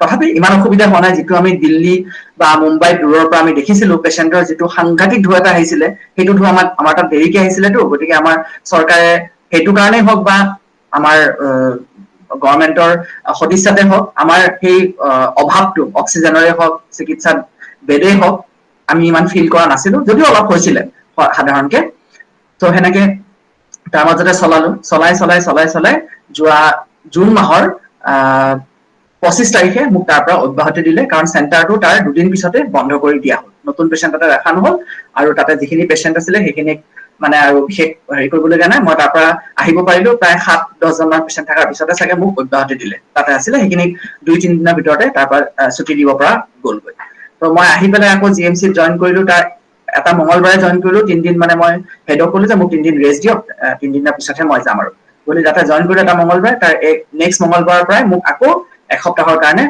সুপাৰ স্পেশালিটি হস্পিটেলত আকৌ ডিউটি কৰিলে ইন দা মিন টাইম আকৌ মোক ঐতিহ্যলৈ এপ্ৰ'চ কৰিলে যে তুমি হেৰি ক'ব লাগে আমাৰ এটা প্ৰগ্ৰাম এটা হয় তোমাক মাতিব খুজিছো তুমি পাৰিবা নেকি মই হ'ব পাৰিম তেওঁ ক'লে যে 11 তাৰিখ দিনটো ঠিক কৰিছো আৰু সেইদিনাখনে মই মোৰ অৰ্ডাৰটো আহিলে যে মোক তাতে দিছে এসপ্তাহৰ কাৰণে 6 তাৰিখৰ পৰা 12 তাৰিখলৈ মই আকৌ তাক ক'লো জনালো যে নহয় মইতো তেতিয়া নোৱাৰিম 11-12 তাৰিখলৈকে যে ডিউটি আছে গতিকে তাৰপিছত সেইকাৰণে আজি দিনটোলৈ পিছুৱাব লগা হ'ল এইবাৰ যে মই প্ৰায় এবছৰৰ বিৰতিৰ মূৰত সুপাৰ স্পেশালিটি হস্পিটেলত গৈ পেলাই মই কোভিডৰ ইনচাৰ্জ হৈ কাম কৰিলো এইবাৰ মানে সি চেঞ্জ মই যেটো কম মানে বহুত চেঞ্জ হৈছে তাৰ মানে বস্তুটোৰ মানে ট্ৰিটমেন্ট আমি যিখিনি দিব পাৰিছিলো মানে গ্ৰীণ জোনত কাম কৰা ডক্টৰখিনি সম্পূৰ্ণভাৱে বেলেগ পেশেন্ট ৰিসেপশন কৰা মানুহ সম্পূৰ্ণভাৱে বেলেগকে দিয়া হৈছে পেশেন্টৰ লগত ফ্যামিলি মেম্বাৰৰ লগত কথা পাতিবলৈ মানুহখিনি সম্পূৰ্ণ বেলেগ ডক্টৰ দিয়া হৈছে ভিতৰত কাম কৰিবলৈ বেলেগ ডক্টৰ দিয়া হৈছে মানে গোটেইখিনি খুব সিজিল হৈ গৈছে খুব ভাল হৈছে আমাৰ কাম কৰিবলৈ একেবাৰে অসুবিধা হোৱা নাই মানে আমি সুবিধা পাইছো কাৰণ এইটো কিয় হৈছে কাৰণ আমি যে ইমান দিনে এই বেমাৰটোৰ লগত ইমান দিনে চলিলো গতিকে আমাৰ যিখিনি জ্ঞান হ'ল সেই জ্ঞানখিনি আমাক এই গোটেইখিনি সুসংগঠিত সুসংহত হ'বলৈ আমাক যথেষ্ট অভিজ্ঞতা দিলে আৰু তাৰ ফলতে আমি এইখিনি কৰিব পাৰিলো গতিকে এইখিনিয়ে মই কৈছো মোৰ নিজৰ এক্সপিৰিয়েঞ্চ তাৰপিছত যদি আপোনালোকে বিচাৰে মই কোভিডৰ যেহেতু এইটোৰ এই প্ৰগ্ৰামটোৰ নাম আছিলে কোভিড সুৰক্ষাৰ দিশালৈ গতিকে মই যদি আপোনালোকে বিচাৰে মই নিজেই ক'ব পাৰো বা আপোনালোকে যদি সুধিব বিচাৰে মই সেই হিচাপেও ক'বলৈ মই ভাল পাওঁ সুৰক্ষা বা বেমাৰটোৰ বিষয়ে আপোনালোকে যিখিনি জানিব বিচাৰে মই জনাও যে আপোনালোকৰ ইয়াতেও এতিয়া সম্পূৰ্ণভাৱে বৰষুণ দিবলৈ আৰম্ভ কৰিছে ভাস্কৰ হেৰি দেৱিকা বাইদেৱে সকলোৰ লগত কথা পাতি অকমান কুৱেশ্যনছ প্ৰশ্ন যিখিনি আহিছে অকমান তেখেতে মানে যোগাৰ কৰি ৰাখিছে তোমাক সুধিবৰ কাৰণে আৰু যিখিনি আমাৰ সদস্যই প্ৰশ্নখিনি দিবলৈ পৰা নাই আমি ভাবো তেওঁলোককো এবাৰ সুবিধা এটা দি পেলাই কুৱেশ্যনখিনি দেৱিকা বাইদেউ আপোনালৈ আগবঢ়ালো সেশনটো আগবঢ়াই দিব পাৰে আপুনি মিউটত আছে দেৱিকা বাইদেউ মিউট হৈ আছে ডক্টৰ ঠাকুৰীয়া আপোনাক ধন্যবাদ জনালো আপোনাৰ বহুমূলীয়া তথ্য সহকাৰে আগবঢ়োৱা আলোচনা আপোনাৰ অভিজ্ঞতা পৰামৰ্শ বাৰু এতিয়া পাম আৰু আপোনাক ধন্যবাদ জনালো আৰু আজিৰ আলোচনাৰ পৰা বহুত উপকাৰ পাব আপোনালৈ মই কেইটা প্ৰশ্ন আছে মই কৈ আছো যোৰহাটৰ পৰা আমাৰ সদস্য জয়শ্ৰী শইকীয়াই প্ৰশ্ন কৰিছে যে যুৱকীয় শব্দ এটা হৈ আছে 18 বছৰ ওপৰৰ ছাত্ৰ ছাত্ৰীসকলে ভেকচিন লোৱাৰ পিছত হোষ্টেল বা কলেজত কিমান নিৰাপদ হ'ব আৰু কেনেধৰণৰ অৱলম্বন কৰিব লাগিব হয় এতিয়া মই এটা খুব ইম্পৰ্টেন্ট কথা এটা মই আপোনালোকক জনাব এটা সুবিধা হৈ গ'ল এইটো কাৰণে এইটো মোক আমাক খুদে বা আপোনালোকেও নিশ্চয় ভাবে যে ভেকচিনটো লোৱাৰ লগে লগে আমি কোভিডৰ পৰা সম্পূৰ্ণভাৱে সুৰক্ষিত হৈ গ'লো সেইটো সম্পূৰ্ণভাৱে ভুল আমাৰ এই ভেকচিনটো যে আমি যে দুটা ড'জ ল'ব লাগে কোভেক্সিনে হওক বা কোভিশিল্ড হওক যিটো ডিউৰেশ্যনত চৰকাৰে কৈছে এইটো লোৱাৰ পৰা আমি এই ইনফেকশ্যনটোৰ পৰা আমি হাত সাৰিব নোৱাৰো এইটো ল'লেও আমাৰ ইনফেকশ্যনটো নিশ্চয়কৈ হ'ব পাৰে কিন্তু এই ভেকচিনটো লোৱাৰ লাভ কি এই ভেকচিনটো লোৱাৰ লাভটো হৈছে এইটোৱেই যে এই ভেকচিনটো লোৱাৰ পিছত যেতিয়া আমাৰ এটা চাৰ্টেন ডিউৰেশ্যনৰ পিছত যেতিয়া আমাৰ এডিকুৱেট পৰিমাণে আমাৰ বডিত ৰিয়েকশ্যন হৈ পেলাই আমাৰ প্ৰটেকশ্যন এণ্টিবডি আৰু প্ৰটেকশ্যন মানে যিটো মেকানিজম আছে সেইটো এক্টিভেট হৈ যায় তাৰ পাছত সেইটো হোৱাৰ পিছত আমি এই বেমাৰটোৰ চিৰিয়াছনেছৰ পৰা 99.9% সুৰক্ষিত হ'ম চিৰিয়াছনেছৰ পৰা বুজি পাইছেনে আপোনালোকে ইনফেকশ্যনটো আমি কিন্তু ইয়াৰ পৰা প্ৰিভেণ্ট কৰিব নোৱাৰো সেই গতিকে ইয়াৰ অৰ্থ হ'ল এইটোৱে যে আমি এই ভেকচিনটো লোৱাৰ পিছতে আমাৰ যিটো প্ৰাইমেৰী সুৰক্ষা বিধি নিজৰ মুখাৱৰকটো পৰিধান কৰা হাতখন বাৰে বাৰে চাফা কৰি থকা চাবোন পানীৰে হওক বা চেনিটাইজাৰেৰে হওক নিজৰ মাজত পৰস্পৰৰ মাজত দূৰত্বটো বজাই ৰখা বা অলপ কনচিয়াছ হৈ থকা যাতে ইমানেই ওচৰ পাজৰ নহওঁগৈ সেই গোটেইখিনি মানি চলিবই লাগিব কিছু সময়লৈকে যেতিয়ালৈকে আমি ইয়াক এটা অতিমাৰীৰ পৰা ইয়াক এটা নৰ্মেল বেমাৰলৈকে ইয়াক আমি অৱনমিত কৰিব নোৱাৰো আমাৰ নিজৰ ব্যৱহাৰৰ দ্বাৰা যেতিয়া আমাৰ গোটেই জনসাধাৰণৰ এটা বিশেষ এটা সংখ্যক জনসাধাৰণ ইয়াৰ যিটো প্ৰটেকশ্যন মানে আমাৰ এণ্টিবডি আৰু যিটো চেলুলাৰ লেভেলৰ প্ৰটেকশ্যন যিটো আমাৰ বডিত হয় সেইটো হয় ভেকচিনৰ দ্বাৰাই হওক বা ইনফেকশ্যনৰ দ্বাৰাই হওক বা ইনহেৰেণ্টলি হওক বহুতকেইটা উপায় আছে এইবিলাকৰ কোনো মই অসমীয়া শব্দ মই মনলৈ অহা নাই এই গোটেইকেইটা তিনিটা উপায়েৰে যিকোনো এটা উপায়েৰে যদি আমাৰ প্ৰটেকশ্যনটো আহি যায় আৰু সেইটো পাৰ্চেণ্টেজটো হ'ব প্ৰায় 60ৰ পৰা 65%। যদি ইমানখিনি মানুহৰ যদি এই প্ৰটেকশ্যনটো আহি যায় তেতিয়াহ'লে এই বেমাৰটোৰ এজনৰ পৰা আনজনলৈ খুচৰিব পৰা বা এজনৰ পৰা খুচৰি পেলাই আন 10জন বা 20জনলৈ যাব পৰা কেপাচিটি লাহে লাহে কমি আহিব আৰু লাহে লাহে কমি এটা এনেকুৱা এটা অৱস্থালৈ যাবগৈ তেতিয়া ই সাধাৰণ ইনফ্লুৱেঞ্জা বেমাৰৰ দৰে হ'ব এইখিনি হ'বৰ কাৰণে আমাৰ লেভেল অফ প্ৰটেকশ্যনটো আমাৰ জনসাধাৰণৰ মাজত এটা লেভেললৈকে আহিব লাগিব এতিয়া আপোনালোকে যদি মন কৰে আমাৰ অকল এটা ড'জ লোৱা মানুহ আমাৰ ভাৰতৰ জনবহুল দেশখনত 23% এনেকুৱা কিবা এটা হৈছেগৈ আৰু দুটা ড'জ লোৱাটো প্ৰায় 6% হৈছেগৈ দুটা ড'জৰো ইমান দৰকাৰ নাই আমাৰ এপিডেমিঅলজিকেল যিটো প্ৰটেকশ্যন বুলি যিটো কোৱা হয় মানে মাছ লেভেলত সেইটোৰ কাৰণে আমি এটা ড'জৰ হেৰিৰ পৰা আমি ইয়াক হিচাপ কৰিব পাৰো বাকী দেশবিলাকত যিবিলাকত ৰেষ্ট্ৰিকশ্যন বিলাক উঠাই লোৱা হৈছে যেনে US হওক UK হওক তাতে এটা ড'জ লোৱা মানুহৰ পাৰ্চেণ্টেজটোৱে চাইছে এটা ড'জ লোৱা মানুহৰ পাৰ্চেণ্টেজ যদি 60%তকৈ ওপৰলৈ যায়গৈ তেতিয়াহ'লে মানুহৰ জেনেৰেল এটা প্ৰটেকশ্যন লেভেলটো বাঢ়ি যায় আৰু সেইটো বাঢ়ি যোৱাৰ লগে লগে ইয়াৰ যিটো এজনৰ পৰা আনজনলৈ ইয়াৰ মানে তৎপৰতাৰে যি খুচৰি পৰে সেইটো বহুতখিনি ইয়াৰ উইকেন্স হৈ যাব আৰু মানুহৰ মানে ইয়াৰ মানে সেকেন্ডাৰী এটাক ৰেট বুলি কয় সেকেন্ডাৰী এটাক ৰেট মানে কি এজন মানুহ যেতিয়া ইনফেকশ্যন হ'ল তাৰ নেক্সট আৰু কিমানজন মানুহক সি ইনফেক্ট কৰিব পাৰিব যদিহে আমি নৰ্মেলি থাকো সেই বস্তুটো ইয়াৰ কমি যাব এতিয়া ধৰক যদি আমি নৰ্মেলি এজন মানুহ থাকে কোনো মাস্ক নাই আমাৰ কোনো প্ৰটেকশ্যন নাই ওচৰকে আছে এজন মানুহ যদি ইনফেক্টেড হয় নৰ্মেল চাৰ্কামষ্টেন্সেছত প্ৰায় কয় যে সেই মানুহজন নিগেটিভ হোৱালৈকে প্ৰায় এসপ্তাহ 10 দিন কাললৈকে যদি নৰ্মেলি তেওঁ ঘূৰা ফুৰা কৰি থাকে কোনো প্ৰটেকশ্যন নাথাকে মানুহৰ মাজত নৰ্মেলি আমি আগতে যেনেকে আছিলো তেনেকে যদি থাকে প্ৰায় 150 পৰা 200 মই একজেক্ট নাম্বাৰটো পাহৰিছো সিমান মানুহক তেওঁ ইনফেক্ট কৰিব পাৰে কিন্তু সেইটো যেতিয়া আমি প্ৰটেকশ্যনটো কৰো ভেকচিন লওঁ আমাৰ প্ৰটেকশ্যন নিজৰ বাঢ়ি যায় ই প্ৰায় 50ৰ তললৈকে নামি আহিব তাতকৈও বেছি কমলৈ নামি আহিব গৈ এনেকুৱা এটা অৱস্থা হ'বগৈ যে ই এজনে গৈ পেলাই খালি হয়তো 2জন বা 3জনক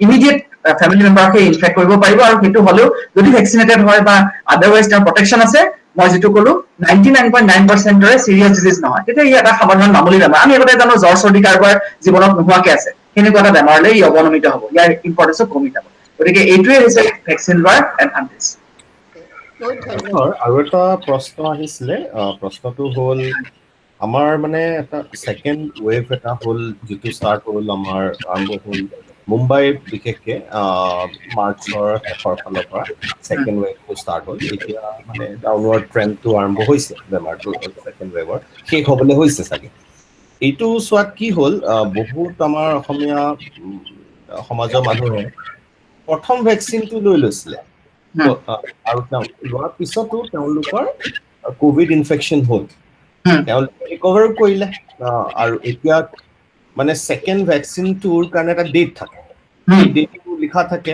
চাৰ্টিফিকেটত সেই ডেটটো আছে এতিয়া আমি পঢ়িবলৈ পাইছো গম পাইছো যে কোভিড হ'লে হেনো মানে গ্যাপ ৰাখিব লাগে সেকেন্ড ভেকচিনটো ল'বৰ কাৰণে গতিকে কুৱেশ্যনটো হ'ল এতিয়া প্ৰথম ভেকচিন লোৱা হ'ল কোভিড হ'ল ৰিকভাৰ কৰিলো এতিয়া মিনিমাম কিবা গ্যাপ ৰাখিব লাগে নেকি বাৰু কোভিড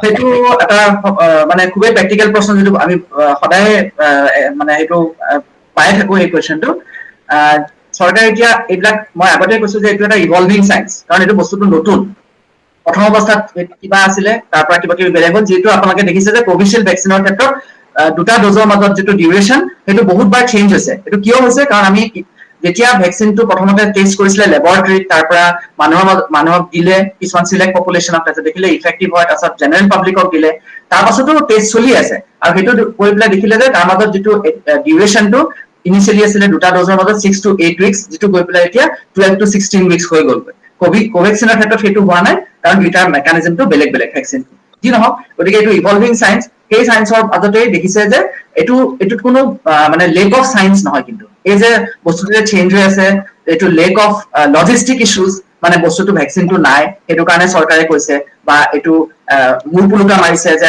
গায়ৰা দিয়া মনোভাৱ চবকে ভেকচিনেট কৰিব পৰা নাই মানুহৰ মাজত মানে একদম মানে ধুমুহাৰ দৰে মানুহবিলাকে ল'ব প্ৰথম অৱস্থাটো হেজিটেশ্যন আছিলে এতিয়া মানুহবিলাকে খুব ল'বলৈ হেৰি কৰিছে সেইটো কাৰণে কৈছে এইটো একেবাৰে নহয় এইটো চাইণ্টিফিক বেচিছ অফ নলেজতে কৰা হৈছে এতিয়া সেইটো পাৰ্ট হিচাপে এইটো দেখা গৈছে যে যেতিয়া এজন মানুহৰ কোভিড হয় আৰু সেইটো ৰেকমেণ্ডেশ্যন আহিছে মই তাৰ ভিতৰৰ চায়েন্সটো বাৰু ইমান ডিটেইলছত নাজানো আমি যিহেতু ক্লিনিকেল মেনেজমেণ্ট মই আগতে কৈছো গতিকে মই পেচেণ্টৰ লগত যিটো ডিলিং সেইখিনিয়ে মই ক'ব পাৰিম যে তাৰ বেচিছটো নহয় যে এইটোৰ ৰেকমেণ্ডেশ্যনটো হ'ল এইটো এনেকুৱা যে এতিয়া যদি এজন পেচেণ্টৰ কোভিড হয় আৰু তেওঁ এটা ড'জ লোৱাৰ পাছত হৈছে বা তেখেতৰ এটাও ড'জ নোলোৱাৰ পাছত হৈছে নোলোৱাকে হৈছে কোভিড নিগেটিভ যিদিনাখন হ'ব তাৰ 3 মাহৰ পাছতহে অতি কমেও 3 মাহৰ পাছতহে তেওঁ নেক্সট ড'জটো ল'ব পাৰিব কি লাগিলে প্ৰথম ড'জেই হওক বা ছেকেণ্ড ড'জেই হওক সেইটো হৈছে ধন্যবাদ কুৱেশ্যন মই সুধিব খুজিছিলোঁ এই অতিৰিক্তৰ কুৱেশ্যনটোৰ লগতে জড়িত যদি মই এতিয়া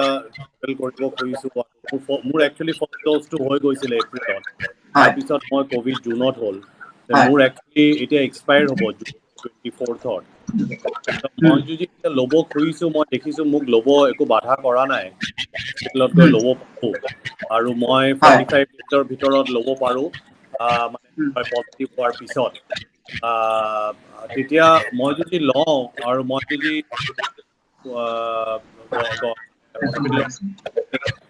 সেইটোৰ কিবা ছাইড এফেক্ট হ'ব নেকি মই যদি আগতে লওঁ ইয়াৰ কথাটো হ'ল এনেকুৱা যে যিটো 3 মাহৰ গেপটো বান্ধি দিছে ইয়াৰ অৰ্থটো এইটো যে যেতিয়া আপোনাৰ নেচাৰেলি ইনফেকশ্যনটো হ'ব কোভিডটো তেতিয়া কি হ'ব যদি মানুহ এজন যদি ঠিকে থাকে মানুহ এজন যদি নৰ্মেল হয় মানে তেখেতৰ অন্য কোনো ধৰণৰ শৰীৰত শাৰীৰিক বিসংগতি নাই মানে ধৰক হাৰ্টৰ বেমাৰ নাই বা তেখেতৰ ইমিউনিটি ষ্টেটাছটো নৰ্মেল আছে তেখেতৰ কিডনিৰ বেমাৰ নাই লিভাৰ বেমাৰ মুঠতে নৰ্মেল এজন মানুহ তেওঁ খালি অকল কোভিড ইনফেকশ্যন হৈছে ডেফিনেটলি যিকোনো এটা ইনফেকশ্যন হ'লে আমাৰ বডিত এটা নিজৰ ইনহেৰেণ্ট প্ৰটেকশ্যন মেকানিজম এটা আছে যিটো বডিৰ ইমিউন চিষ্টেম বুলি কয় আৰু যিটো ভাল কৰিবৰ কাৰণে আপোনালোকে দেখিছেই বহুত ধৰণৰ বস্তু খাবলৈ কয় আয়ুৰ্বেদিকত বহুত হেৰি আছে তো সেই বস্তুটো হোৱাৰ কাৰণে কি হ'ব বডিত এটা নৰ্মেল এটা যিটো প্ৰটেকশ্যন হেৰিটো হৈ পেলাই ৰিয়েকশ্যন এটা হৈ পেলাই বডিত এটা এণ্টিবডি ডেভেলপ কৰিব আৰু বডিত কিছুমান বিশেষ চেল আছে লিম্ফোচাইটছ বুলি কয় সেই লিম্ফোচাইটছ বিলাকে এক্টিভ হৈ উঠিব আৰু এই এক্টিভ হৈ উঠি পেলাই কি কৰিব সিহঁতৰ নিজৰ শক্তিৰ দ্বাৰা ইনফেকশ্যনটো ঠেলি শৰীৰৰ পৰা বাহিৰ কৰি দিব এই যে বস্তুটো যে এক্টিভেট হৈ গ'ল এণ্টিবডি লেভেলটো তেজত বাঢ়ি গ'ল এই কিছুমান বিশেষ পপুলেশ্যনৰ চেল বিলাক নৰ্মেলতকৈ বেছি হৈ গ'ল সেই বস্তুখিনি যেতিয়া ইনফেকশ্যনটো নোহোৱা হৈ গ'ল ই লাহে লাহে কমিব ধৰিব কাৰণ প্ৰতিতে তেওঁলোকৰ কাৰণে শত্ৰু নাই শৰীৰত শত্ৰুটো অলৰেডি ওলাই গ'ল শত্ৰুটো যেতিয়া ওলাই গ'ল তেওঁলোকৰ নিজৰ ষ্ট্ৰেংথটো কমাই আনি থাকিব সেই মুহূৰ্তত যেতিয়া আমি যদি সেই ভেকচিনৰ দ্বাৰা আৰু এটা শত্ৰু দি দিওঁ তেতিয়া কি হ'ব তেওঁলোকৰ লেভেলটো ইমান বেছি আছিলে যে তেওঁলোকে সেই ভেকচিনটোকে শত্ৰু বুলি জ্ঞান কৰি তেওঁলোকৰ যুঁজখন আৰু বেছি কৰিব ধৰিব মই যদি সহজ উপায় আপোনালোকক ক'ব লাগে যে বডিত অলৰেডি এটা লেভেল এটা আছিলে আমাৰ আৰ্মি এটা আছিলে এই আৰ্মিটো সম্পূৰ্ণৰূপে উইক হৈ যোৱা নাই বা শুই যোৱা নাই সেই আৰ্মিটো আধা ৰেষ্ট লৈ থাকোঁতে তেওঁলোকক আৰু এটা শত্ৰু এটা আহি পৰিলে তেওঁলোকৰ কি হ'ব তেওঁলোকৰ শক্তিটো আকৌ পুৰাদমে বাঢ়ি যাব এই যে পুৰাদমে শক্তিটো বাঢ়ি যাব তেতিয়া তেওঁলোকে শৰীৰৰ ইনফেকশ্যনটো বাঢ়ি পঠিয়াওঁতে তাৰ পাৰ্শ্বক্ৰিয়া হিচাপে শৰীৰটোকো কিছু কষ্ট দিব শৰীৰত জ্বৰ হ'ব গা বেয়া লাগিব বা অন্য কিছুমান অংগও ক্ষতি হ'ব পাৰে সেই গতিকে সেই বস্তুটো গোটেই প্ৰচেছটো যাতে সম্পূৰ্ণৰূপে নৰ্মেললৈকে আকৌ আহি যায় তাৰ কাৰণে এই 3 মাহৰ গেপটো খুবেই জৰুৰী এইবাৰৰ প্ৰশ্ন আমাৰ সদস্য বিনোদ শইকীয়াৰ তেখেতে জানিব খুজিছে ষ্টেৰইড কিয় ব্যৱহাৰ কৰে পৰৱৰ্তী কালত চুগাৰ লেভেল কিয় বহুত বাঢ়ি যায় আৰু চকুত ব্লেক ফাংগাছৰ আক্ৰমণৰ লগতে বহু অসুবিধাৰ সন্মুখীন হয় বুলি ডাক্তৰসকলেও কয় ইয়াৰ কাৰণে কি প্ৰতিকাৰ আছে বাৰু এতিয়া চাওক কোভিড হৈছে এনেকুৱা এটা বেমাৰ যিটো বেমাৰত আমাৰ এই সাংঘাতিক ৱাইড স্পেক্ট্ৰামৰ বেমাৰ মানে ৱাইড স্পেক্ট্ৰাম মই এইকাৰণে কৈছো যে বেমাৰটো বহুতখিনি মানুহৰ ক্ষেত্ৰত মানুহে গমেই নাপায় যে তেওঁ কোভিড হৈছে কিবা কাৰণত তেখেতৰ টেষ্ট কৰিবলগীয়া হ'ল ধৰক ভেকচিন লোৱাৰ আগতেই হওক বা পৰিয়ালৰ আন এজন মানুহৰ কোভিড হৈছে তাৰ কাৰণে টেষ্ট কৰিবলগীয়া হ'ল বা হস্পিটেল এখনত যেনেকে আমাৰ এতিয়া জিএমচিত যোৱা প্ৰত্যেকজন পেচেণ্টৰ লগত যিখিনি সহায়কাৰী যায় বা এটেণ্ডেণ্ট যায় তেওঁলোকৰো আমি টেষ্ট কৰো সেইবিলাকৰ কোনো ধৰণৰ উপসৰ্গ নাই কিন্তু তেওঁলোকৰ টেষ্ট কৰোঁতে পজিটিভ আহিছে মানে তেওঁলোকৰ ক্ষেত্ৰত তেওঁলোকৰ বডিত নিজৰ ষ্ট্ৰেংথটো ইমানেই ভাল যে তেওঁলোকৰ একোৱেই কৰিবলগীয়া নহ'লে একো মানে কোভিডৰ লগত একোৱেই হিন্দী কৰিব নোৱাৰিলে আনহাতে আকৌ আমি এনেকুৱা দেখিছো যে ভালেখিনি মানুহ হঠাতে ঢুকাইও গৈছে বা কিছুমান মানুহে বহুত দিন যুঁজি পেলাইও ঢুকাই গৈছে চ' এইটোৰ ক্ষেত্ৰত যিবিলাক মানুহ ঢুকাইছে সেইবিলাকৰ ক্ষেত্ৰত কি হয় যে তেওঁলোকৰ এটা হয় এই যে বডিত মই ক'লো এইখিনি সময়তে যে বডিৰ যিটো নিজৰ প্ৰটেকশ্যন মেকানিজম যিটো ইমিউন চিষ্টেম সেই ইমিউন চিষ্টেমটো খুব বেছি এক্টিভ হৈ পৰে মানে শত্ৰুটোক শৰীৰৰ পৰা বাহিৰ উলিয়াই পঠিয়াবৰ কাৰণে তেওঁলোকৰ নিজৰ একেবাৰে খদমদম লাগি পেলাই সাংঘাতিকভাৱে বাঢ়ি যায় নৰ্মেল লেভেলৰ পৰা তেওঁলোকে চাগে 10,000-ৰ পৰা 1 লাখ পৰ্যন্ত তেওঁলোকৰ এক্টিভিটি লেভেল বাঢ়ি যায় চ' কি হয় সেইটো হোৱাৰ সময়ত তেওঁলোকে যে অকল ইমানটো আৰু আমাৰ ৱেল পাৰফেক্ট নহয় আমাৰ বডিৰ মেকানিজমটো যদিও ভগৱানে আমাক সাংঘাতিক এটা ইন্ট্ৰিকেট ইনহেৰেণ্ট ৱেত বনাইছে কিন্তু তথাপি এই বস্তুটো হওঁতে অলপ ইফাল সিফাল হ'ব স্পিল হ'ব গতিকে এই বস্তুটো যিটো প্ৰচেছটো হয় প্ৰটেকশ্যন এইটো কোৱা হয় চাইটোকিন ষ্টৰ্ম বুলি কি হয় এইটোত মানে বডিৰ যিটো প্ৰটেকশ্যন মেকানিজম সেইটোত মই আগতে কৈছো আপোনালোকক যে এন্টিবডি লেভেলটো হৈছে মেইন আমাৰ এটা প্ৰটেকশ্যন আৰু এটা হৈছে আপোনাৰ টি লিম্ফোচাইট বুলি এই যে টি লিম্ফোচাইট বিলাকে যেতিয়া আমাৰ বডিটোক প্ৰটেক্ট কৰে সুৰক্ষা দিয়ে কোভিডেই হওক বা অন্য কোনো বেমাৰৰ পৰা হয় ই সুৰক্ষাটো দিয়ে কেনেকে ই কিছুমান মলিকিউল কিছুমান যৌগ কিছুমান তেজত উলিয়াই দিয়ে এই যৌগবিলাকক কোৱা হয় চাইটোকিনছ সৰু সৰু মলিকিউল মানে আমাৰ মই কিছুদিন আগত এখন কিতাপ পঢ়িলো সেইটো বাৰু বিচাৰিতা পইণ্ট মানে আমাৰ শৰীৰটো কিছুমান কোষেৰে গঠিত আপোনালোকে জানেই এই কোষৰ ভিতৰখন ইমানেই অভূতপূৰ্ব ইমানেই নাভূত নাচৰুত যে ইয়াৰ ভিতৰত এতিয়ালৈকে আমাৰ চায়েন্সৰ ইমান ডেভেলপমেণ্ট হোৱাৰ পিছতো বহুত জানিবলৈ আৰু বহুত বাকী আছে এইটো বহুত ডাঙৰ ইন্ট্ৰিকেট মেকানিজম মানে ভগৱানে এইটো সঁচাকে মানে স্বজন কৰিছে আৰু যি ক'ব পাৰি এইটো এতিয়াও আমি বহুত জানা নাই যি নহওক এই ইন্ট্ৰিকেট মেকানিজমৰ ভিতৰত যিবিলাক কানেক্টিং মলিকিউল মানে এটা চেলে কোষে আন এটা কোষৰ লগত কেনেকে লগ হ'ব এই কোষটোৰ লগত এই এন্টিবডিটোৰ কেনেকে ইন্টিগ্ৰেটেড মেকানিজমত মানে প্ৰটেকশ্যন দিব এইটো কৰিবৰ কাৰণে কিছুমান মিডিয়েটৰ্ছ থাকে তাৰ ভিতৰত এটা হৈছে এই চাইটোকিন বিলাকে বহুত ধৰণৰ মেকানিজম কৰে সেইটো আপোনালোকক ক'লে আপুনি ইমান হেৰি কৰিব নোৱাৰিব এই চাইটোকিন বিলাক তাৰমানে কি হয় গৈ চাইটোকিন ষ্টৰ্ম হৈ যায় তাৰ ধুমুহা ববলৈ আৰম্ভ কৰে কাৰণ বডিৰ প্ৰটেকশ্যন মেকানিজমটো বহুত বাঢ়ি গৈছে এই চাইটোকিনৰ যেতিয়া ধুমুহাটো বয় ই আমাৰ শত্ৰুটোকে নহয় শত্ৰু কাষে পাজৰে থকা আমাৰ নৰ্মেল মানুহবিলাক নৰ্মেল মানে শৰীৰৰ অংগবিলাককো কিছু পৰিমাণে মানে ক্ষতি কৰে আৰু সেই ক্ষতি কৰিবৰ বাবে কিছুমানৰ কাৰণে ক্ষতি বহুত বেছি বাঢ়ি যায় তেতিয়া কি হ'ব আমাৰ নিজৰে ক্ষেত্ৰত আমাৰ নিজৰ প্ৰটেকশ্যনটোৱে আমাক বহুত অপকাৰ কৰিব এই অপকাৰ কৰা বস্তুটো ৰোধ কৰিবৰ কাৰণে আমি ষ্টেৰইড দিবলগীয়া হয় এই ষ্টেৰইডটো আমাৰ ষ্টেৰইড আৱিষ্কাৰটো আচলতে এটা ৱাণ্ডাৰ বুলি কোৱা হয় ষ্টেৰইডক মেডিকেল প্ৰেক্টিছত এই আৱিষ্কাৰে আমাৰ ট্ৰিটমেণ্ট বহুত বেমাৰৰ ট্ৰিটমেণ্টত আমাক বহুতখিনি লাভৱান্বিত কৰিছে কিন্তু এই ষ্টেৰইড হৈছে আমাৰ নৰ্মেলি শৰীৰত থকা বস্তু এটা ইয়াক বাহিৰৰ পৰা দিয়া হয় কাৰণ সেইখিনি আমাৰ বস্তুটো কমি থাকে এই বস্তুটো যদি আমি প্ৰয়োজন সাপেক্ষে ব্যৱহাৰ কৰোঁ প্ৰয়োজন মানে যিখিনি ড'জত আৰু যিমান দিনৰ কাৰণে ব্যৱহাৰ কৰিব লাগে সেইখিনি যদি ব্যৱহাৰ কৰোঁ ই সাংঘাতিক উপকাৰী আৰু ই বহুতখিনি আমাক লাভ দিব কিন্তু তাতকৈ যদি বেছি হৈ যায় আৰু যিবিলাক মানুহক দিব পাৰি তাতকৈ যদি বেলেগ মানুহকো কিছু ভুলৰ কামে আমি দিবলগীয়া হয় তেতিয়াহ'লে ই গৈ পেলাই ইয়াৰ পাৰ্শ্বক্ৰিয়া দেখাবলগীয়া হয় আৰু কিছুমান মানুহ কি হয় যে মানে ইনহেৰেণ্টলি তেওঁলোক এই ষ্টেৰইডৰ ছাইড ইফেক্ট হোৱাৰ কাৰণে তেওঁলোকক মানে ছাছেপ্টিবল তেওঁলোকৰ ছাইড ইফেক্টবিলাক বেছিকে হয় সেইকাৰণে কি হয় কিছুমান মানুহৰ ছাইড ইফেক্টবিলাক বেছি সোনকালে দেখা পাওঁ তাৰ ভিতৰতে যিবিলাক অলৰেডি ডায়েবেটিক সেই ডায়েবেটিক বিলাকক যদি আমি যদি ষ্টেৰইড তেওঁলোকৰ ক্ষেত্ৰত ডায়েবেটিছ শ্বৰ্ট টাইপ হয় তেওঁলোকৰ আকৌ চিভিয়াৰ কোভিডো বেছিকে হয় আকৌ তেওঁলোকক যদি আমি কোভিড ষ্টেৰইড দিবলগীয়া হয় উপায় নাই নিদিলে নহয় আকৌ ষ্টেৰইড দিলে তেওঁলোকৰ চুগাৰ লেভেলটো নৰ্মেলতকৈ 3-4 গুণ বাঢ়ি যায় আৰু সেই বাঢ়ি গ'লে তেতিয়া আমি আকৌ তাক কাউণ্টাৰ কৰিবলৈ ইনচুলিন দিবলৈ খুব দৰকাৰী হৈ পৰে সেইটো দিয়া হয় কিন্তু বহুত ক্ষেত্ৰত ইমান ভালকে কণ্ট্ৰলটো নহয়গৈ আৰু যদিহে কণ্ট্ৰলটো নহয়গৈ তেতিয়া আকৌ চুগাৰৰ ডায়েবেটিছৰ কাৰণে তাৰ পাৰ্শ্বক্ৰিয়া দেখা যায় গতিকে বস্তুটো খুব কমপ্লেক্স হৈ যায় যেতিয়া এই বেমাৰবিলাক বাঢ়ি যায় আৰু এই কমপ্লেক্সিটি হৈ যাওঁতে যেতিয়া বডিৰ ইমিউন চিষ্টেমটো আকৌ ফাংগাছৰ কাৰণে বডিৰ যিটো ইমিউন চিষ্টেমটো সি দুৰ্বল হৈ পৰে তেতিয়া আমি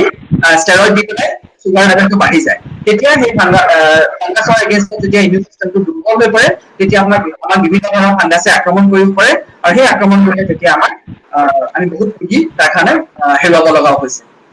ধন্যবাদ। এইবাৰ গুৱাহাটীৰ পৰা আমাৰ সদস্য অমলা ঠাকুৰীয়াৰ দুটা প্ৰশ্ন। শেহতীয়াকৈ আমি আলফা, জিকা, ডেল্টা নামৰ কিছুমান শক্তিশালী ভেৰিয়েণ্টৰ নাম শুনি আছো। এইবোৰে আক্ৰমণ কৰা লোকসকল বিভিন্ন বয়স, বিভিন্ন লিংগ আৰু কভিড ভেকচিন লোৱা নোলোৱা উভয়ৰে হ'ব পাৰে। ইয়াৰ কাৰণ কি? মই প্ৰশ্নটো বুজি নাপালো, লাষ্টৰখিনি মই বুজি নাপালো। প্ৰথমৰ পৰা কওঁ নেকি? হয় হয়। এইটো প্ৰশ্ন অমলা ঠাকুৰীয়া গুৱাহাটীৰ পৰা। শেহতীয়াকৈ আলফা, জিকা, ডেল্টা নামৰ কিছুমান শক্তিশালী ভেৰিয়েণ্টৰ নাম শুনি আছো। এইবোৰে আক্ৰমণ কৰা লোকসকল বিভিন্ন বয়স, বিভিন্ন লিংগ আৰু কভিড ভেকচিন লোৱা নোলোৱা বুলি নাই, উভয়ৰে হ'ব পাৰে। ইয়াৰ কাৰণ কি? আৰু নেক্সটটো হ'ল প্ৰথম অৱস্থাতো এইটো জিকাটো ভেৰিয়েণ্ট নহয়, জিকা এটা সম্পূৰ্ণভাৱে নতুন ভাইৰাছ আৰু নতুন ভাইৰাছ নহয়, বেলেগ ভাইৰাছ। জিকা ভাইৰাছ বেমাৰটো ইয়াৰ পৰা বেলেগ। ভেৰিয়েণ্ট বিলাক হৈছে আলফা, থিটা, ডেল্টা সেই হিচাপে দিয়া হয় আৰু তাৰ প্লাছ ভেৰিয়েণ্ট হিচাপে আছে। এইবিলাক ভেৰিয়েণ্ট হয় কি আমাৰ মানে আমি হিউমেন বডিয়ে হওক বা অন্য লিভিং বডিয়ে হওক আমাৰ একচুৱেল তাৰ ক্লাছিফিকেশ্যনটো হয় তাৰ বডিত যিটো জিনছ থাকে সেই জিনৰ হেৰি পৰা, আৰু সেই জিনৰ বিলাকৰ যেতিয়া ভেৰিয়েশ্যন বিলাক হয় তাৰ পৰা আমি গম পাওঁ বস্তুটো বডিত। আৰু এই ক্ষেত্ৰতে মই ক'ম যে বিৱৰ্তনৰ আৰম্ভণিৰে পৰা মানুহ জানো সময়ে সময়ে সলনি হৈ থকা নাই?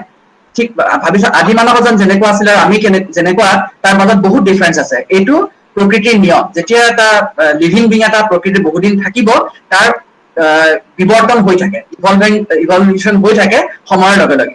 এইটো এটা নেচাৰেল ফেনমেনা আৰু এইটো বস্তু বেছি এক্সিলাৰেটেড প্ৰচেছত বেছি সোনকালে হয় যিবিলাক এলিমেণ্টাৰী। এই যে ভাইৰাছ বিলাক সেইবিলাক একেবাৰে এলিমেণ্টাৰী তেওঁলোকৰ গাঁথনি প্ৰক্ৰিয়াৰ পৰা। তেওঁলোকৰ যিটো জেনেটিক ষ্ট্ৰাকচাৰ সেইটো মানুহৰ দেহতকে বহুত চিম্পল আৰু সেইকাৰণে তেওঁলোকৰ ডেভেলপমেণ্টটো মানে ভেৰিয়েশ্যনটো তেওঁলোকক মানে প্ৰকৃতিত জীয়াই থাকিবৰ কাৰণে তেওঁলোকৰ কিছুমান বিৱৰ্তন হবলৈ খুব দৰকাৰী, সেইটো খুব সোনকালে হ'বলগীয়া হয় আৰু সেইটো নেচাৰেলি হয়েই। এইটো আমি চব ভাইৰাছৰ ক্ষেত্ৰতে দেখা পাওঁ, যেনেকে HIV টো হয় এইটো হয়। গতিকে সেইটো এটা নেচাৰেল প্ৰচেছ আৰু যেতিয়া বিৱৰ্তনটো হ'ব তাৰমানে তেওঁলোকৰ জিনত চেঞ্জটো হৈছে হোৱাৰ লগে লগে ই যদিও এটা ডাঙৰ ফেমিলিৰে ধৰক বিভিন্ন ধৰণৰ এটা মেম্বাৰ হিচাপে ই থাকে।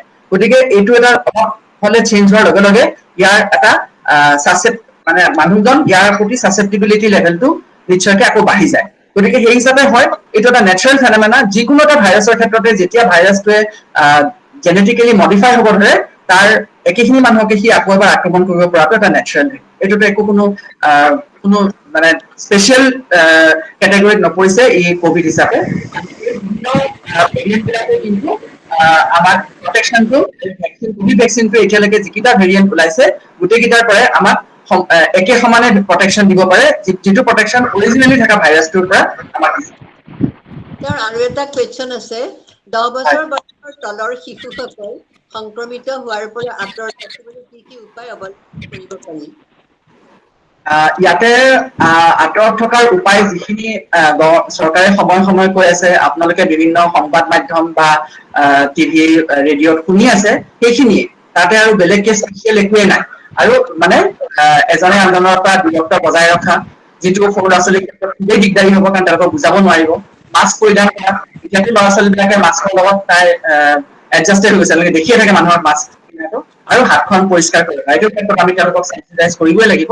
আৰু ইয়াৰ লগতে আমি তেওঁলোকৰ ইমিউন চিষ্টেমটো ভাল কৰি ৰাখিবৰ কাৰণে তেওঁলোকৰ যি বিভিন্ন ধৰণৰ আমাৰ আয়ুৰ্বেদিক চায়েন্সত আমাৰ আছে, এইটো আমাৰ এলোপেথিক চায়েন্সত ইমান চায়েন্সটো ইমান ডেভেলপ নহয়। আয়ুৰ্বেদিক চায়েন্সত আমাৰ নেচাৰেল বডি ইমিউনিটি যিটো ইমিউন চিষ্টেমটো তাক ডেভেলপ কৰিবৰ কাৰণে যিবিলাক মলিকিউল কয় সময়ে শুনিছে, মানে চ' কল্ড আয়ুৰ্বেদাৰ মানুহৰ পৰা নহয় দেই, মই মানুহটো নাম লোৱা নাই, মানে প্ৰপাৰ আয়ুৰ্বেদিক ডক্তৰৰ পৰা যিটো যদি আপুনি পৰামৰ্শ ল'ব পাৰে আমাৰ ইমিউন চিষ্টেমটো ভালে ৰাখিবলৈ, সেইখিনিও এপ্লাই কৰিলে তাৰ লগতে আমাৰ যিখিনি বেচিক ৰুল খিনি আছে সেইখিনি এপ্লাই কৰিলে মই ভাবো আমি নিশ্চয়কে সৰু ল'ৰা ছোৱালীখিনিক আমি প্ৰটেক্ট কৰিম। ধন্যবাদ। এইবাৰৰ দুটা প্ৰশ্ন আমাৰ সভাপতি সুৰেয়া জাহানৰ। বন্ধ কোঠালীত কৰোনা ভাইৰাছ কিয় বেছিকৈ সংক্ৰমিত হয় আৰু AC কোঠালীত থকাটো নিৰাপদ হয় নে নহয়? বন্ধ কোঠালীত হয় এই কাৰণেই কাৰণ বন্ধ কোঠালীত যেতিয়া এজন পেচেণ্ট এজনৰ লগত আন এজন পেচেণ্ট থাকিব, মানুহ থাকিব যিজন নন ইনফেক্টেড, যিকোনো যিখিনি ভাইৰাছ ইনফেক্টেড মানুহবোৰৰ গাৰ পৰা ওলাব, কাহতে হওক, লাগিলে কথা কোৱাতে হওক, বা উশাহ নিশাহ লওঁতে হওক, বা কিবা চিক্ৰেশ্যনতে হওক, সেইখিনি বস্তু তাতেই থাকি যাব, সেই বন্ধ কোঠালিতে থাকি যাব, বাহিৰলৈ ওলাই যোৱাৰ কোনো স্কোপ নাপাব। গতিকে তাৰ ঘনত্ব বা কনচেন্ট্ৰেশ্যনটো এই পৰিৱেশটোত বাঢ়ি যাব। যেতিয়া এটা বস্তু ঘনত্বটো বাঢ়ি যাব, ই আন এজনক অতি সোনকালে ততালিকে আক্ৰমণ কৰিব পাৰিব। গতিকে সেইকাৰণেই হয়। আৰু যদিহে এচি এনভাইৰনমেণ্টত থাকে, তাতে সেই এচিত থকা মানে বাহিৰৰ বতাহ পানী ভিতৰলৈকে আহিব নোৱাৰে। গতিকে এচি এনভাইৰনমেণ্টত থাকিলে যদি এজন পজিটিভ পেচেণ্ট আছে, তেওঁৰ পৰা ইনফেকশ্যন হোৱাৰ চান্সটো নৰ্মেল এনভাইৰনমেণ্টতকে ডেফিনেটলি বেছি। আৰু এটা প্ৰশ্ন আছে, কৰোনা পজিটিভ ৰোগীৰ কি কাৰণে বমি হ'ব পাৰে, বিশেষকৈ পেটৰ পৰা যিবোৰ বাইলছ কিহৰ কাৰণে ওলাই বা ওলাব পাৰে? পেটৰ পৰা কি ওলাই? বাইলছ বাইলছ পাইলছ মই ধৰিব পৰা নাই। BILES বাইলছ নকয় জানো এইটো? লগততো ইয়াৰ সম্পৰ্কটো নাই, মই জনাততো একো সম্পৰ্ক নাই। মানে বমি হোৱাৰ কাৰণটো হ'লগৈ যে আমাৰ ইটো বেচিকেলি ই হৈছে এটা আমাৰ যিটো নৰ্মেল জ্বৰ চৰ্দি কাহৰ যিটো বেমাৰ আপোনালোকে ইমান বছৰে দেখি আহিছে, এইটোৱে আচলতে ইয়াৰ বেচিক লক্ষণ। আৰু এইটোৰ লগতে ই কি হয়, ভাইৰাছ বিলাকৰ যিবিলাক ভাইৰাছ ৰেস্পিৰেটৰী চিষ্টেমত মানে প্ৰেডিলেকশ্যন আছে, প্ৰেডিলেকশ্যন মানে কি, তেওঁলোকে মানে ৰেস্পিৰেটৰী চিষ্টেম কৰে। এই ৰেস্পিৰেটৰী চিষ্টেম এটাক কৰা ভাইৰাছ বিলাকে গেষ্ট্ৰইণ্টেষ্টিনেল চিষ্টেমটো মানে আমাৰ পাচন প্ৰক্ৰিয়াৰ যিটো অংগ, গেষ্ট্ৰইণ্টেষ্টিনেল ট্ৰেক্ট বুলি আমি যিটো কওঁ, পাকস্থলীৰ পৰা ক্ষুদ্ৰান্ত বৃহদান্ত এইখিনি যিখিনি আছে, সেইখিনিকো একে সময়তে আক্ৰমণ কৰাৰ তাহাঁতৰ কেপাচিটিটো বেছি। আৰু সেইটো আক্ৰমণ কৰিলে, ভাইৰাছটো সেইটো আক্ৰমণ কৰিলে কি হয়, তেওঁলোকৰ বিভিন্ন ধৰণৰ উপসৰ্গ দেখা দিয়ে। ইয়াৰ ভিতৰত পেট চলা আৰু বমি হোৱাটো। আৰু পেট চলা বমি হোৱাটো মই ভাবো যেতিয়া ৰেস্পিৰেটৰী চিষ্টেমৰ কাহ হৈ থাকিব, জ্বৰ চৰ্দি কাহ হ'ব, কাহ বেছিকে হ'লেও মানুহ এজনৰ বমিটো নেচাৰেলি হয়। আৰু জ্বৰ বেছিকে হ'লেও অলপ বমিৰ ভাৱ বা খোৱাৰ অৰুচি হোৱা, সেইটো নেচাৰেলিয়ে হয়, আমি নিজেও ফিল কৰিছো। আৰু তাৰ বাহিৰেও ভাইৰাছ এটা যেতিয়া আমি জানিছো যে এই ভাইৰাছটো এজনৰ পৰা আনজনলৈ সংক্ৰমিত হোৱাৰ উপায় হৈছে যে সংক্ৰমিত লোকজনৰ বিভিন্ন ধৰণৰ চিক্ৰিচনৰ পৰা ই আন এজনলৈ সংক্ৰমিত হ'ব পাৰে। এইটো ইয়াৰ হিচাপে চাৰ্ভাইভেল ষ্ট্ৰেটেজি হিচাপেও ক'ব পাৰে। যেনেকে জ্বৰ হোৱাৰ লগে লগে, চৰ্দি কাহ হোৱাৰ লগে লগে যেতিয়া চিক্ৰিচনটো ওলাব, ই লগে লগে ই বাহিৰলৈ ওলাই আহিলে ই বেলেগ এজনক আক্ৰমণ কৰিব পাৰিব। ঠিক তেনেদৰে বমি পায়খানা হ'লেও ই বাহিৰলৈ ওলাই আহিলে ই বেলেগ এজনক আক্ৰমণ কৰিব পাৰিব। গতিকে ইয়াৰ এটা চাৰ্ভাইভেল ষ্ট্ৰেটেজি হিচাপে ই পেটতো আক্ৰমণ কৰে আৰু ৰেস্পিৰেটৰী চিষ্টেমতো আক্ৰমণ কৰে, যাতে ই আৰু ইয়াৰ নিজৰ সাম্ৰাজ্য বিস্তাৰ কৰিব পাৰে। বহুত ধন্যবাদ। আৰু এটা আছে, আমাৰ সদস্যা ৰেখা ফুকনে সুধিছে, ভেকচিন লোৱাৰ কিমান দিনৰ পিছত টেষ্ট পৰীক্ষা কৰিব পাৰি বাৰু? কেনেকুৱা ধৰণৰ টেষ্ট পৰীক্ষা? ভেকচিন লোৱাৰ কিমান দিনৰ পিছত কৰিব পাৰি? যিকোনো টেষ্ট পৰীক্ষা কৰিবলৈ ভেকচিনৰ লোৱাৰ পিছত এদিনলৈও ৰখাৰ দৰকাৰ নাই। যিদিনাখন ভেকচিন ল'ব সেইদিনাখনে ভেকচিন লোৱাৰ পিছত এটা কথা মই আপোনালোকক কওঁ, মানুহ এজনে ভেকচিন লোৱাৰ পিছত তেওঁৰ সকলো সম্পূৰ্ণ মেডিকেল ৰিলেটেড কথা সম্পূৰ্ণ নৰ্মেলি চলি থাকিব। একোৱেই চেঞ্জ নহয়, কেৱল মাত্ৰ বিশেষ চিলেক্ট পপুলেশ্যনৰ ক্ষেত্ৰতহে ভেকচিনটো লোৱাৰ ক্ষেত্ৰত অলপ কুৱেশ্যন মাৰ্ক আছিলে। প্ৰথম অৱস্থাত আছিলে যে আপোনাৰ সন্তান সম্ভৱা ৰোগী, প্ৰেগনেণ্ট লেডিৰ ক্ষেত্ৰত ডিৰেকশ্যন নাছিলে। পিছত ষ্টাডি কৰি গম পোৱা গ'ল যে সন্তান সম্ভৱা লেডিয়েও ভেকচিনটো ল'ব পাৰে, কোনো যিটো গৰ্ভত থকা সন্তানৰ কোনো অপকাৰ নহয়, বৰঞ্চ ইয়াৰ উপকাৰহে হ'ব। আৰু আগতে দেখিছিলে যে দুগ্ধপান কৰা মানুহে লেডিয়ে ল'ব পাৰে নোৱাৰে, সেইটো পিছত দেখা গ'ল যে এইটো ল'ব পাৰে, প্ৰথম অৱস্থাত ল'ব দিয়া নাছিলে। এতিয়া কনচাৰ্ণটো আছেগৈ যে যাৰ মানুহৰ ইমিউন চিষ্টেমটো আগৰ পৰা উইক বিভিন্ন কাৰণত, এটা এনেকুৱা বেমাৰ যিটোৰ এটাক টাৰ্গেটটোৱে হৈছে আমাৰ বডিৰ ইমিউন চিষ্টেম। সেইকাৰণে বডিটোৱে বেলেগ বহুত বেমাৰৰ দ্বাৰা ই সহজে আক্ৰান্ত হয়। HIV ক্ষেত্ৰত কোন সময়ত ভেকচিনটো ল'ব লাগে, কোন সময়ত ল'ব নালাগে, সেইটো এনেই ব্লেংকলি আমি কৈ দিব নোৱাৰো। সেই ক্ষেত্ৰত পেচেণ্টজনক চাই লৈ পেলাইহে তেওঁক এডিকুৱেটলি আমি এডভাইচ কৰিব লাগে, তাৰ কাৰণে কিবা কিবি টেষ্ট কৰিবলগীয়া দৰকাৰ হয়। ঠিক তেনেদৰে কিছুমান চিলেক্ট পপুলেশ্যনত কেঞ্চাৰ পেচেণ্টতহে আমি বিশেষ সময়ত আমি ভেকচিন ল'ব নালাগে বুলি ক'বলৈ দৰকাৰ হয়, কিন্তু তেখেতক গোটেইখিনি চালি জাৰি চোৱাৰ পিছতহে।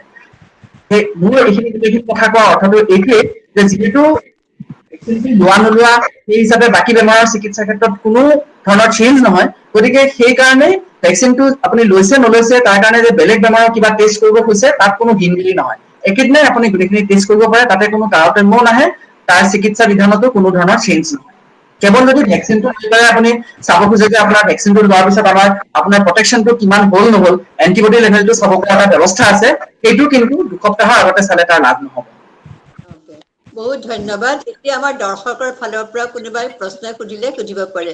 নিপা দুৱৰা ৰৈ আছা নেকি? নিপা দুৱৰা কি সুধিব? হয় হয় ভাস্কৰ ঠাকুৰীয়া ডাঙৰীয়া, মই আপোনাক কৃতজ্ঞতা জনাইছো। আপুনি আমাক ইমানখিনি সাৰগৰ্ভ কথা জনালে, যিবোৰৰ বিষয়ে আমি একেবাৰেই নাজানিছিলো, আৰু খুব ভাল লাগিছে শুনি পেলাই। আৰু মোৰ এটা প্ৰশ্ন হ'ল কি, এতিয়া ধৰক আমাৰ টিভিতে হওক বা NDTV-তে হওক বা গোটেই পেপাৰতে হওক, আমি বহুতবিলাক মতামত প্ৰকাশ কৰে।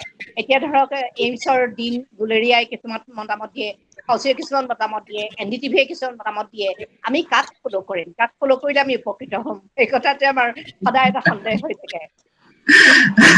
এইটোতো মই কি ক'ম, এইটোৰ ক্ষেত্ৰত মই ক'ম যে আপুনি জানে সৰ্বভাৰতীয় আয়ুৰ্বিজ্ঞান প্ৰতিষ্ঠান হৈছে আমাৰ আটাইতকৈ দেশৰ 1 নম্বৰ চিকিৎসা প্ৰতিষ্ঠান। তাৰে মুৰব্বীয়ে যেতিয়া আপোনাক কিবা এটা চিকিৎসা বিধান দিব, সেইটোৰ ক্ষেত্ৰত কাৰো কোনো দ্বিমত থাকিব নোৱাৰে। সেইটো তেখেতে যিখিনি কথা ক'ব, ডক্টৰ গুলেৰিয়া ছাৰে যিখিনি কথা ক'ব, তাত কাৰোবাৰ দ্বিমত থাকিব বুলি মই নাভাবো। সেই মুহূৰ্তত তেখেতে যেতিয়া যিটো কথা কৈ আছে, সেই মুহূৰ্তত এইটো কথা কোৱাৰ চাইণ্টিফিক বেচিছৰ মষ্ট ৰিচেণ্ট কথাখিনি তেওঁৰে হাততে আছে। তাৰপিছত সেইখিনি কথাত তেওঁ নিজেই হয়তো কিছুদিন পিছত তেওঁ অবজেক্ট কৰিব পাৰে। সেইটো কিহৰ কাৰণে কৰিব? কাৰণ তেখেতে সেই কথাখিনি কোৱাৰ পৰা নেক্সট যেতিয়া কথাখিনি ক'লে, তাৰ মাজতে আকৌ মেডিকেল চায়েন্সটো আৰু কিবা কিবি নতুন কথা গম পালে। গতিকে সেইটোৰ ক্ষেত্ৰত তেওঁ সেই কথাখিনি বদলাবলগীয়া হয়। যেনেকে ধৰক ফাৰ্ষ্ট ৱেভৰ সময়ত আমি গম পাইছিলো যে প্লাজমা থেৰাপি কিমান হৈ হাল্লা, প্লাজমা লৈ পেলাই আমি প্লাজমা থেৰাপি দিব লাগে, চৰকাৰে প্লাজমা দিবলৈ মানুহক কিমান উৎসাহিত কৰিলে, কিমান তেওঁলোকক স্কিমছ দিলে, প্ৰমোটছ দিলে। তাৰপাছত চায়েন্সৰ পৰা ওলাই পৰিল কি যে প্লাজমা থেৰাপি দি পেলাই একো লাভ নাই। গতিকে সেইটো তেখেতে এটা সময়ত কৈছিলে, কিছুদিন পিছত তেওঁ নিজেই তেখেতৰ কথা কণ্ট্ৰাডিক্ট কৰিব লগা হ'ল। তেওঁ ক'ব লগা যে প্লাজমা থেৰাপি লাভ নাই। ইয়াৰ অৰ্থ এইটো নহয় যে তেখেতৰ কিবা গড়বড়ি কৰি পেলাই কথাটো কৈছে। ইয়াৰ অৰ্থটো এইটোৱে যে তেখেতে যিটো ডেভেলপ হৈছে চায়েন্সটো, তেখেতক সম্পূৰ্ণভাৱে সেইখিনি কথা নিজে সাৰগৰ্ভ কৰি নিজে বস্তুখিনি বুজি লৈ সেই জনসাধাৰণে যিখিনি জনা উচিত সেইখিনি তেখেতে জনাইছে। গতিকে আমাৰ ভাৰতৰ 1 নম্বৰ আগশাৰীৰ চিকিৎসা প্ৰতিষ্ঠান, যাক সকলোৱে আমি ডক্টৰ অতিশয় শ্ৰদ্ধাৰে চাওঁ, তাৰে একেবাৰে 1 নম্বৰ মানুহজনে যিখিনি কথা কৈছে তাৰ কোনো দ্বিমত থাকিব নোৱাৰে। আৰু কোনোবা ধন্যবাদ। ডক্টৰে যদি কোনোবা সময়ত কিবা এটা কথা কৈ পেলাই যিটো আপুনি পিছত দেখিছে ভুল বুলি, সেইটো ক্ষেত্ৰতো মই ক'ম যে নিশ্চয়কে তেওঁ সেইখিনি মুহূৰ্তত সেইখিনিয়ে জানিছিলে, বা তেওঁ সেই লেটেষ্ট ডেভেলপমেণ্টটো কিবা কাৰণে জানিব পৰা নাছিলে, পিছত তেখেতে গম পাইছে। কাৰণ বস্তুটো বহুত চেঞ্জ হৈ গৈ আছে। মই আজি আপোনালোকৰ এইখিনি সময়ত কিবা এটা কৈ আছো, আজি ধৰক 5 দিন 4 দিন পিছতে সেই কথাখিনি বদলি যাব পাৰে। গতিকে এই ক্ষেত্ৰত মই নকওঁ যে মই এইখিনি সময়ত মই ভুলকে কৈছিলো আপোনালোকক, পিছত ডেভেলপমেণ্ট হৈ গ'ল, গতিকে সেইটো সেনেকুৱা হ'ল। হয়, বহুত ধন্যবাদ। এবাৰ ডেইজি বৰগোহাঁই আছে নেকি? সুধিব খুজিছে কিবা এটা। ডেইজি বৰগোহাঁই মাতটো আপোনাৰ মিউট হৈ আছে। মোৰ নহয়। তেখেতৰ মিউট হৈ আছে। হয়। ডেইজি বৰগোহাঁই সুধিব খুজিছে নে কিবা এটা? মই ৰিটাৰ্ণত দিছিলো মেছেজটো। আচলতে কভিড মোৰ ঘৰত হৈ গৈছে, কিন্তু যিটো 3 মাহৰ পিছত ভেকচিন লোৱাৰ কথা কৈছে, সেইটো কভিড ডিটেক্ট হোৱাৰ 3 মাহ নে কভিড নিগেটিভ হোৱাৰ 3 মাহৰ পিছৰ পৰা ধৰা হয় একজেক্টলি? নিগেটিভ হোৱাৰ পৰা ধৰা হয়। নিগেটিভ যিদিনাখন নিগেটিভ হ'ব তাৰ 3 মাহৰ পাছত, 3 মাহৰ পাছত যিকোনো এদিন আপুনি ল'ব পাৰে। একজেক্টলি যে 3 মাহত ল'ব লাগে সেইটো RT-PCR পিছৰ টেষ্টটো কৰাৰ পিছৰ 3 মাহৰ পিছত। হয়, আজিকালিতো RT-PCR বহুত ক্ষেত্ৰত কৰা নহয়। ঘৰত থাকিলে ৰেপিড এন্টিজেন টেষ্টত নিগেটিভ হ'লে সেইটো নিগেটিভ বুলি ধৰা হয়। হয়, ধন্যবাদ। হয়। আৰু কোনোবা আছে? দেৱব্ৰতৰ কিবা এটা কুৱেশ্যন কৰিব খুজিছে আৰু মোৰ এটা কুৱেশ্যন আছে। মোৰ কথাটো শুনিছেনে বাৰু? মোৰ মাতো অকমান শুনিছো। শুনিছেনে? হয়, শুনিছো।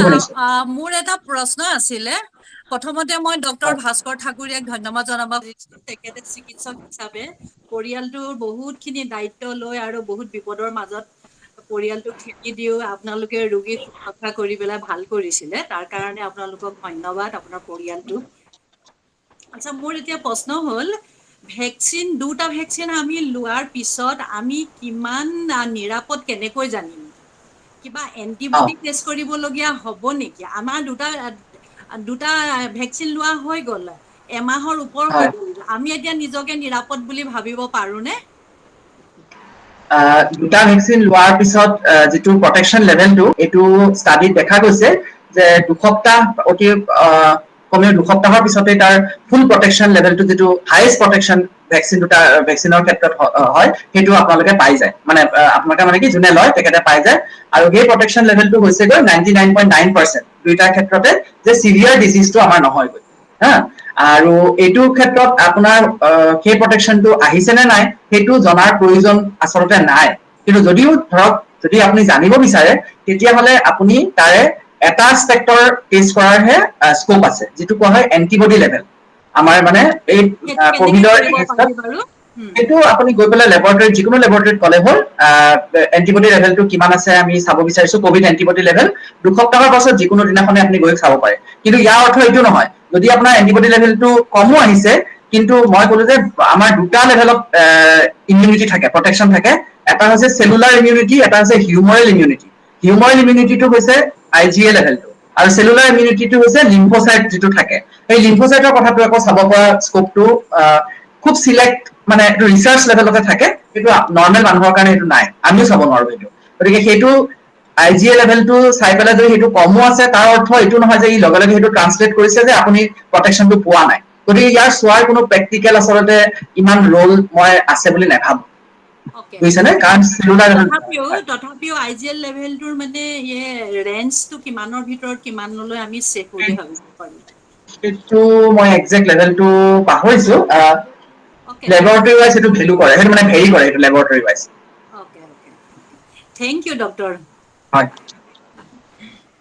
মোৰ প্ৰশ্ন এটা আছে বহুত সাধাৰণ প্ৰশ্ন মই দেৱব্ৰত কেনে ধৰণৰ মাস্ক পিন্ধা ভাল বাৰু কাৰণ আমি সবেই কওঁ যে মাস্ক পিন্ধিব লাগে এটা কোনোবাই N95 মাস্ক পিন্ধিছে কোনোবাই সাৰ্জিকেল পিন্ধিছে কোনোবাই কাপোৰৰ মাস্ক পিন্ধে আৰু কোনোবাই ইভেন ৰুমালেৰেও মুখখন বান্ধি পেলাই তাৰ ভিতৰত সকলোতকৈ সুৰক্ষিত যিটো আৰু সেইটো কোনো ষ্টেণ্ডাৰ্ড কোডো এতিয়ালৈকে বান্ধি দিয়া নাই কিয় মই ইয়াৰ ক্ষেত্ৰত দুটা এছপেক্ট কম এটা হৈছে মাস্ক কি পিন্ধিব আৰু এটা হৈছে মাস্ক কেনেকে পিন্ধিব কি পিন্ধাটোত কিয় কেনেকে পিন্ধাটো মই ভাবো এতিয়া গুৰুত্ব অপৰিসীম কাৰণ মানুহে মাস্ক পিন্ধা নামত মাস্কখন পিন্ধে চাব হাতৰ পৰা আৰম্ভ কৰি ক'ত তুলনি থাকে কিন্তু মাস্কখন পিন্ধোতে নাকৰ পৰা থুতৰিলৈকে মাস্কখন থাকিবই লাগিব সেইটোৱে আটাইতকৈ ইম্পৰ্টেণ্ট আৰু নৰ্মেল পাৰ্চনৰ কাৰণে মই ডক্টৰৰ কাৰণে কোৱা নাই ডক্টৰে যিহেতু ইনফেক্টেড মানুহৰ লগত লগ হ'ব লগা হয় তেওঁলোকৰ ক্ষেত্ৰত প্ৰটেকশ্যন লেভেলটো বেলেগ কিন্তু নৰ্মেল লেমেন মানে মানুহ জনসাধাৰণে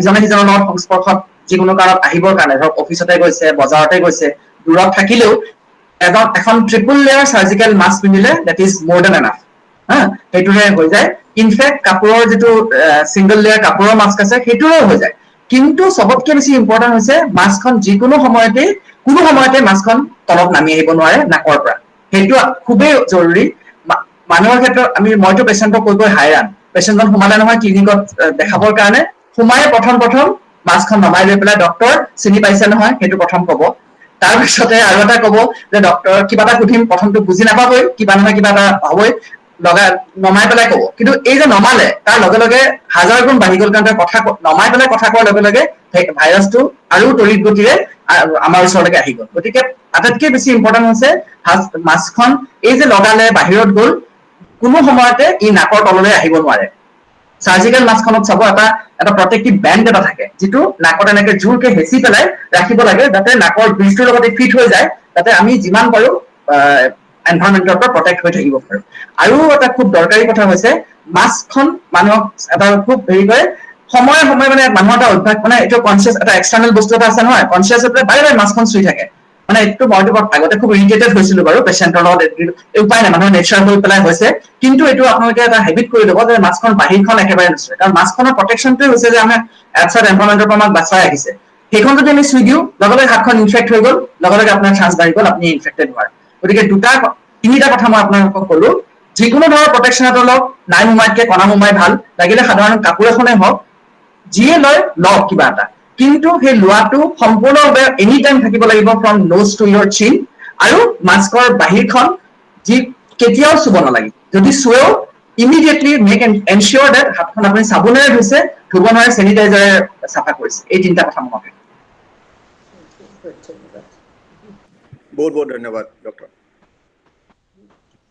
আৰু কোনোবা আছে নেকি দৰ্শক? ডক্টৰ নৱনীতা দাস আছে সুধিব।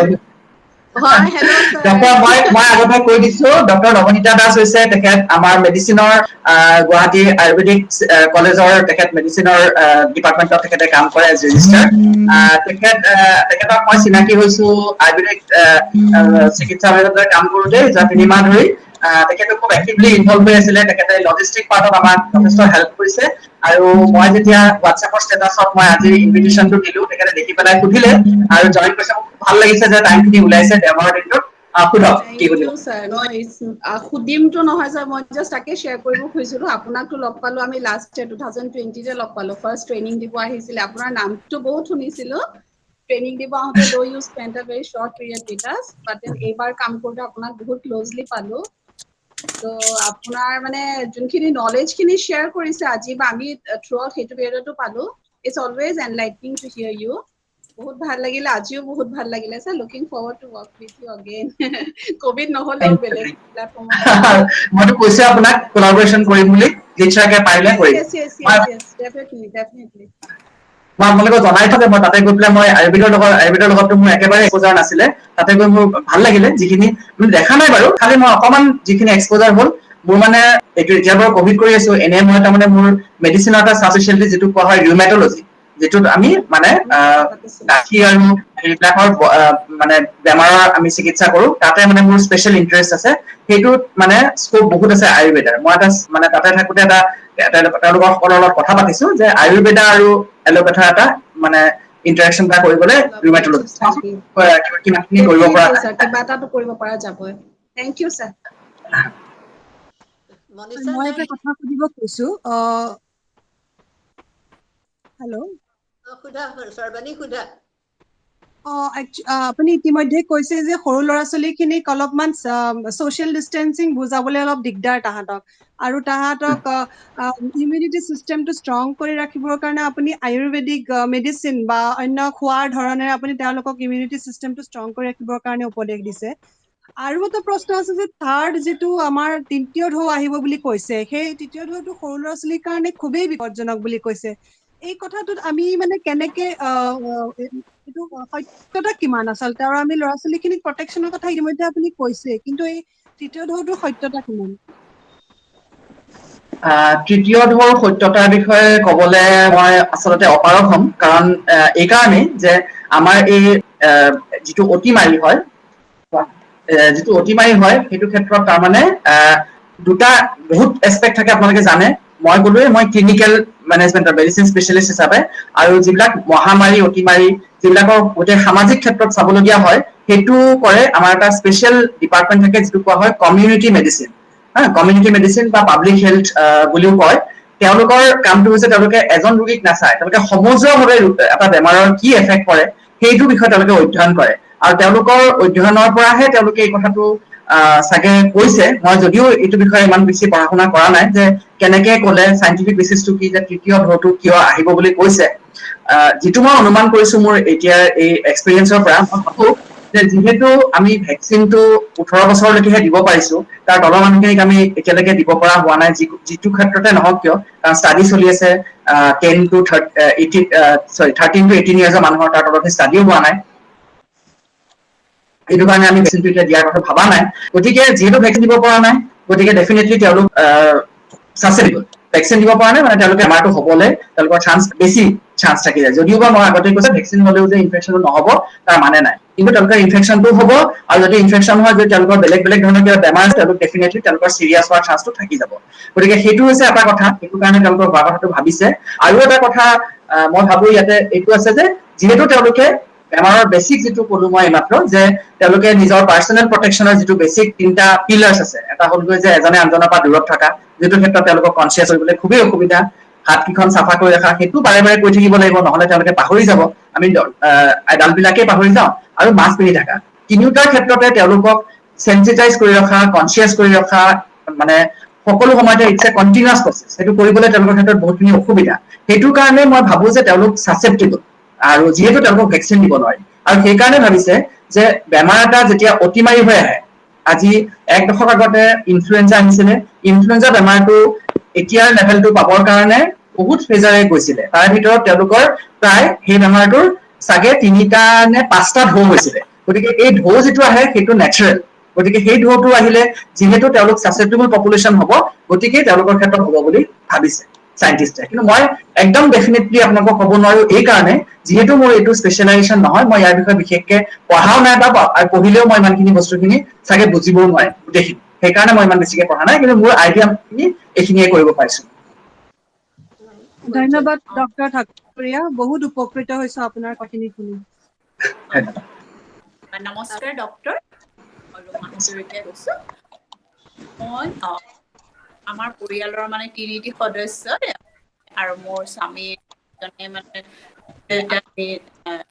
ভেকচিনৰ জব ললো আৰু মোৰ ল'ৰাটোৱে এবাৰ আমাৰ দুজনৰ একো এটা লোৱাৰ পাছত গা নাই বা এনে বিশেষ এটা মানে আমি অস্বস্তি বোধ কৰা নাছিলো কিন্তু ল'ৰাটো 3-4 দিনলৈকে একদম দুৰ্বল ইয়াৰ কাৰণটো কি বাৰু এটো আমাৰ দেখিছো যে কিছুমান মানুহৰ ক্ষেত্ৰত ভ্যাকচিনটো ললে ৰিঅ্যাকশনটো বেছিকে হয় কিছুমানৰ ক্ষেত্ৰত একেবাৰে একো নহয় এই ক্ষেত্ৰত কি হৈছে তাৰ হেৰিটো ভিতৰৰ পৰা কৰি পেলাই এতিয়ালৈকে সাইন্টিফিক ডেটা তেনেকে আহা নাই কিন্তু আপুনি এটা ক্ষেত্ৰত মই এইটো কথা কওঁ যে যেটো ৰিঅ্যাকশন হয় ধৰক কমনেষ্ট ৰিঅ্যাকশনটো হৈছে মানুহৰ জ্বৰ হয় গাৰ বিষ হয় ভ্যাকচিন দিয়া জায়গাডোখৰ বহুত দিনলৈকে অশান্তি পাই থাকে গুট মাৰি উঠে জায়গাখিনি দিগদাৰি পায় এই ৰিঅ্যাকশনটো হোৱা হলে কিছুমানৰ ক্ষেত্ৰত ইমান বেছি হয় যে তেওঁলোকৰ দৈনিক জীৱনটো মানে ডে টু ডে লাইফটোত প্ৰভাৱটো পৰে কিন্তু ইয়াৰ এটা পজিটিভ কথা মই আপোনালোকক জনাও যদিও মই সাইন্টিফিক বেচিছ হিচাপে মই ক'ব নোৱাৰো কিন্তু মই ভাবো মোৰ নলেজৰ পৰাই মই আপোনালোকক জনাইছো যে এই ৰিঅ্যাকশন হোৱাৰ অৰ্থটো এইটোৱে যে এইটো ট্ৰান্সলেট হৈ পেলাই আপোনাৰ বাহিৰত দেখিছে তাৰমানে ভিতৰত অলৰেডি ভ্যাকচিনটোৱে তাৰ ক্ৰিয়াকাণ্ড আৰম্ভ কৰি দিছে যাৰ দ্বাৰা মানে যেটো প্ৰসেছৰ দ্বাৰা ভ্যাকচিনটোৱে মানুহজনক মানে প্ৰটেক্ট কৰিব পাৰিব মানুহজনৰ এন্টিবডি হ'ব টি লিম্ফোসাইট বাঢ়িব এই প্ৰসেছটো মই অলৰেডি আগতে কৈছো আমাৰ প্ৰটেক্টিভ মেকানিজমটো যেতিয়া এক্টিভেট হৈ যায় ই প্ৰটেকশনটো বাঢ়ি গৈ পেলাই ই কিছুমান পাৰ্শ্বক্ৰিয়া দেখায় এই পাৰ্শ্বক্ৰিয়াৰ অংশ হিচাপে আমাৰ জ্বৰ হয় গাৰ বিষ হয় আৰু বেলেগ বেলেগ উপসৰ্গ দেখা দিয়ে সো সেইখিনি হোৱাৰ অৰ্থটো মই ভাবো তাৰ পজিটিভ এস্পেক্ট হিচাপে এইটোৱে যে তেওঁলোকৰ ক্ষেত্ৰত ৰিঅ্যাকশনটো বেছিকে হৈছে গতিকে তেওঁলোকৰ প্ৰটেকশন লেভেলটো বেছি হৈছে কিন্তু যদিও বা মই এনেকে কৈছো মোৰ নিজৰ মানে এনেক্ডোটেল নলেজৰ পৰা মানে যেটো মোৰ মেডিকেল এক্সপেৰিয়েন্স আছে কিন্তু তাৰ কোনো সাইন্টিফিক বেচিছ হিচাপে মই আপোনাক ক'ব নোৱাৰো কিন্তু সেইটো তাৰ অৰ্থটো এইটোৱে যে তেওঁলোকৰ প্ৰটেকশন লেভেলটো মই ভাবো তেওঁলোকৰ বেছি হ'ব আৰু যাৰ ৰিঅ্যাকশনটো নহল তেওঁলোকৰ চাগে অলপমান ৰিলেটিভলি কম হ'ব এই ক্ষেত্ৰত মই নিজেও কৈ থৈ দিও মোৰো কিন্তু তেনেকুৱা একোৱে নহল মই ভ্যাকচিন 2টা ড'জ লোৱাৰ সময়ত গতিকে এতিয়া নাজানো সেইটোৰ ফলৰ পৰা সেইটো সঁচাকে হৈছে নে কি হৈছে মই এইটো ভাবি পেলাইহে কৈছো কিয় হৈছে ইয়াৰ ষ্টাডিটো কিন্তু এতিয়ালৈকে পোৱা নাই কাৰণ যদি হৈছে যদিও মই এতিয়ালৈকে পঢ়া নাই তথাপি আমি সাৱধান থকা ভাল নহয় জানো সাৱধানতাটো মই ক'লোৱেই ইনফেকশনটো নহবৰ কাৰণে আপুনি সাৱধানতা থাকিবই লাগিব কাৰণ ভ্যাকচিনটো লোৱাৰ পিছতো আপোনাৰ ইনফেকশন হোৱাৰ চান্সটো একেই নৰ্মেল মানুহৰ দৰে খালি সিৰিয়াছনেছটোৰ পৰা আপুনি 99.9% বাচিব ধন্যবাদ বাইদেউ মই এটা সৰু চাই কোৱেশ্চন কৰিম বুলি ভাবিছো কিছুমানে তাৰমানে দুটা ভেকচিন লৈছে তাৰ পিছতো তেওঁলোকৰ আকৌ কোভিড আক্ৰান্ত হৈছে এতিয়া তেওঁলোকে আকৌ থাৰ্ড এটা ভেকচিন ল'ব লাগিব নেকি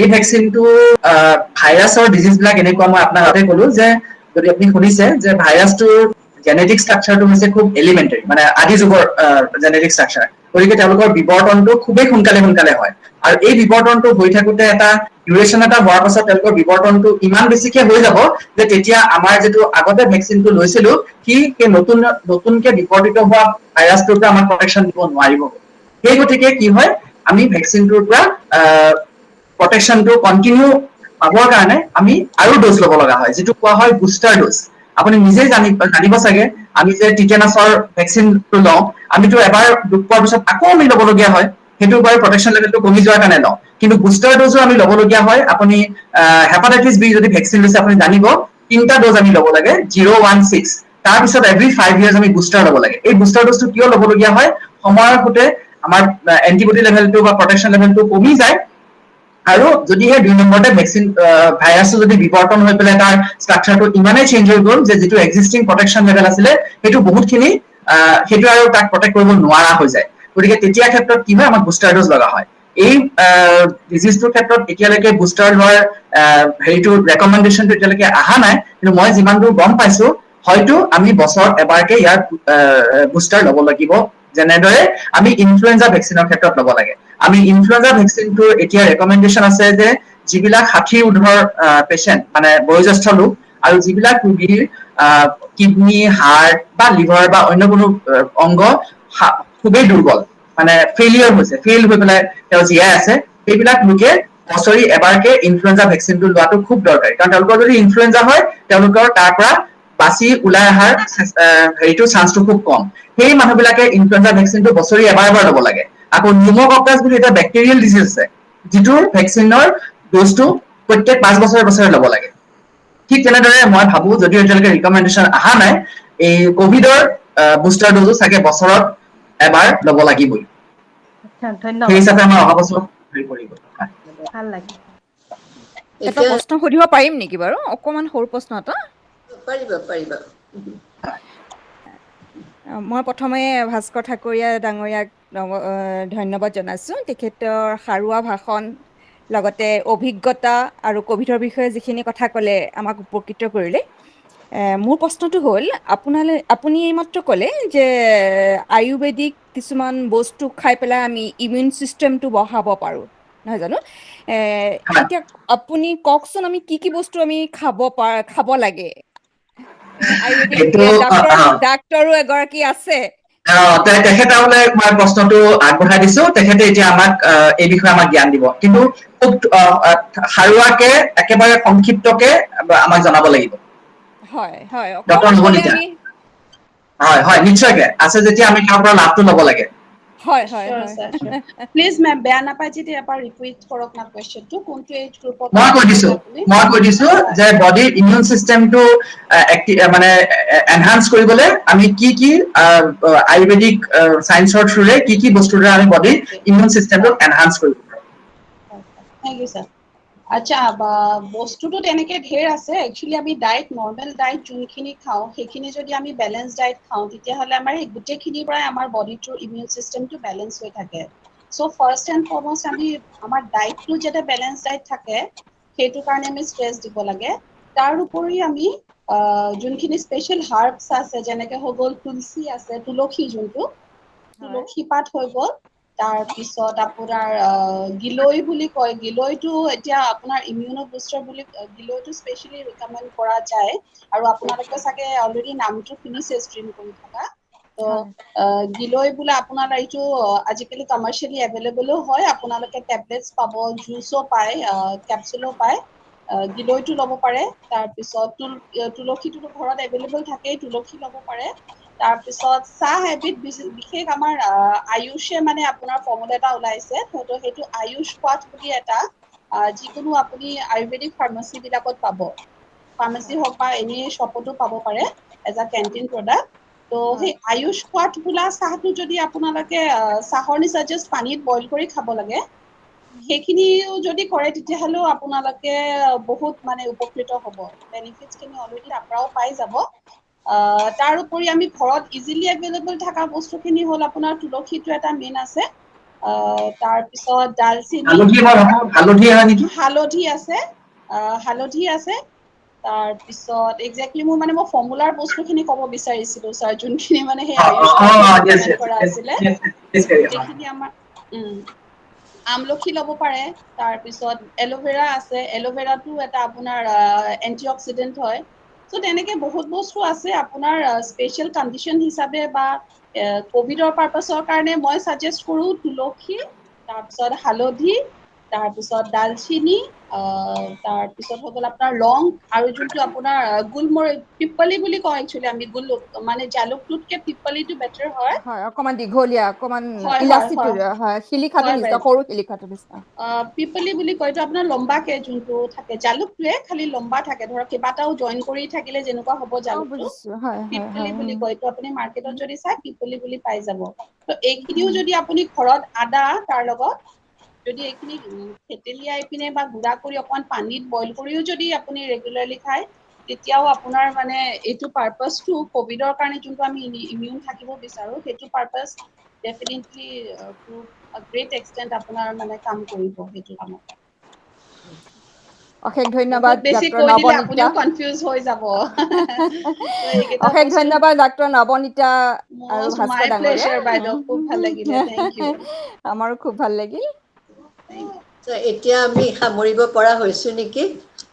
এতিয়া মই হয় আমাৰ হয় মুম্বাই সাহিত্য সভাৰ আজীৱন সদস্য দেৱব্ৰত চক্ৰৱৰ্তীক শলাগৰ শৰাই আগবঢ়াবলৈ অনুৰোধ কৰিলো। হয়, নমস্কাৰ সকলোকে। প্ৰথমে ডক্টৰ ভাস্কৰ ঠাকুৰীয়া, তেখেতৰ অমূল্য অভিজ্ঞতা আমাৰ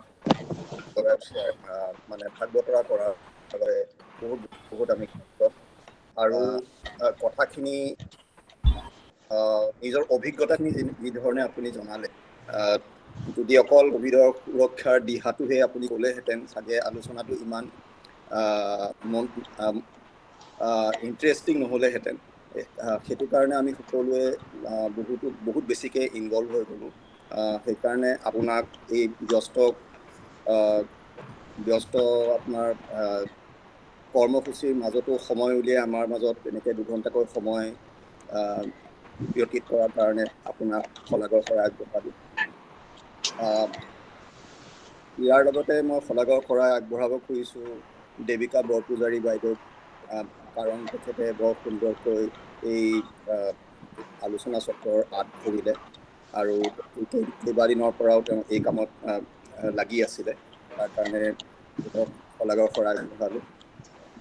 তাৰ লগতে শলাগৰ শৰাই আগবঢ়ালোঁ প্ৰত্যুজ্জ্বল ডেকা ডাঙৰীয়াক, কাৰণ তেখেতৰ অৱদান নাথাকিলে আপোনাক চাগে আমাৰ মাজত আনিবই নোৱাৰিলোহেঁতেন।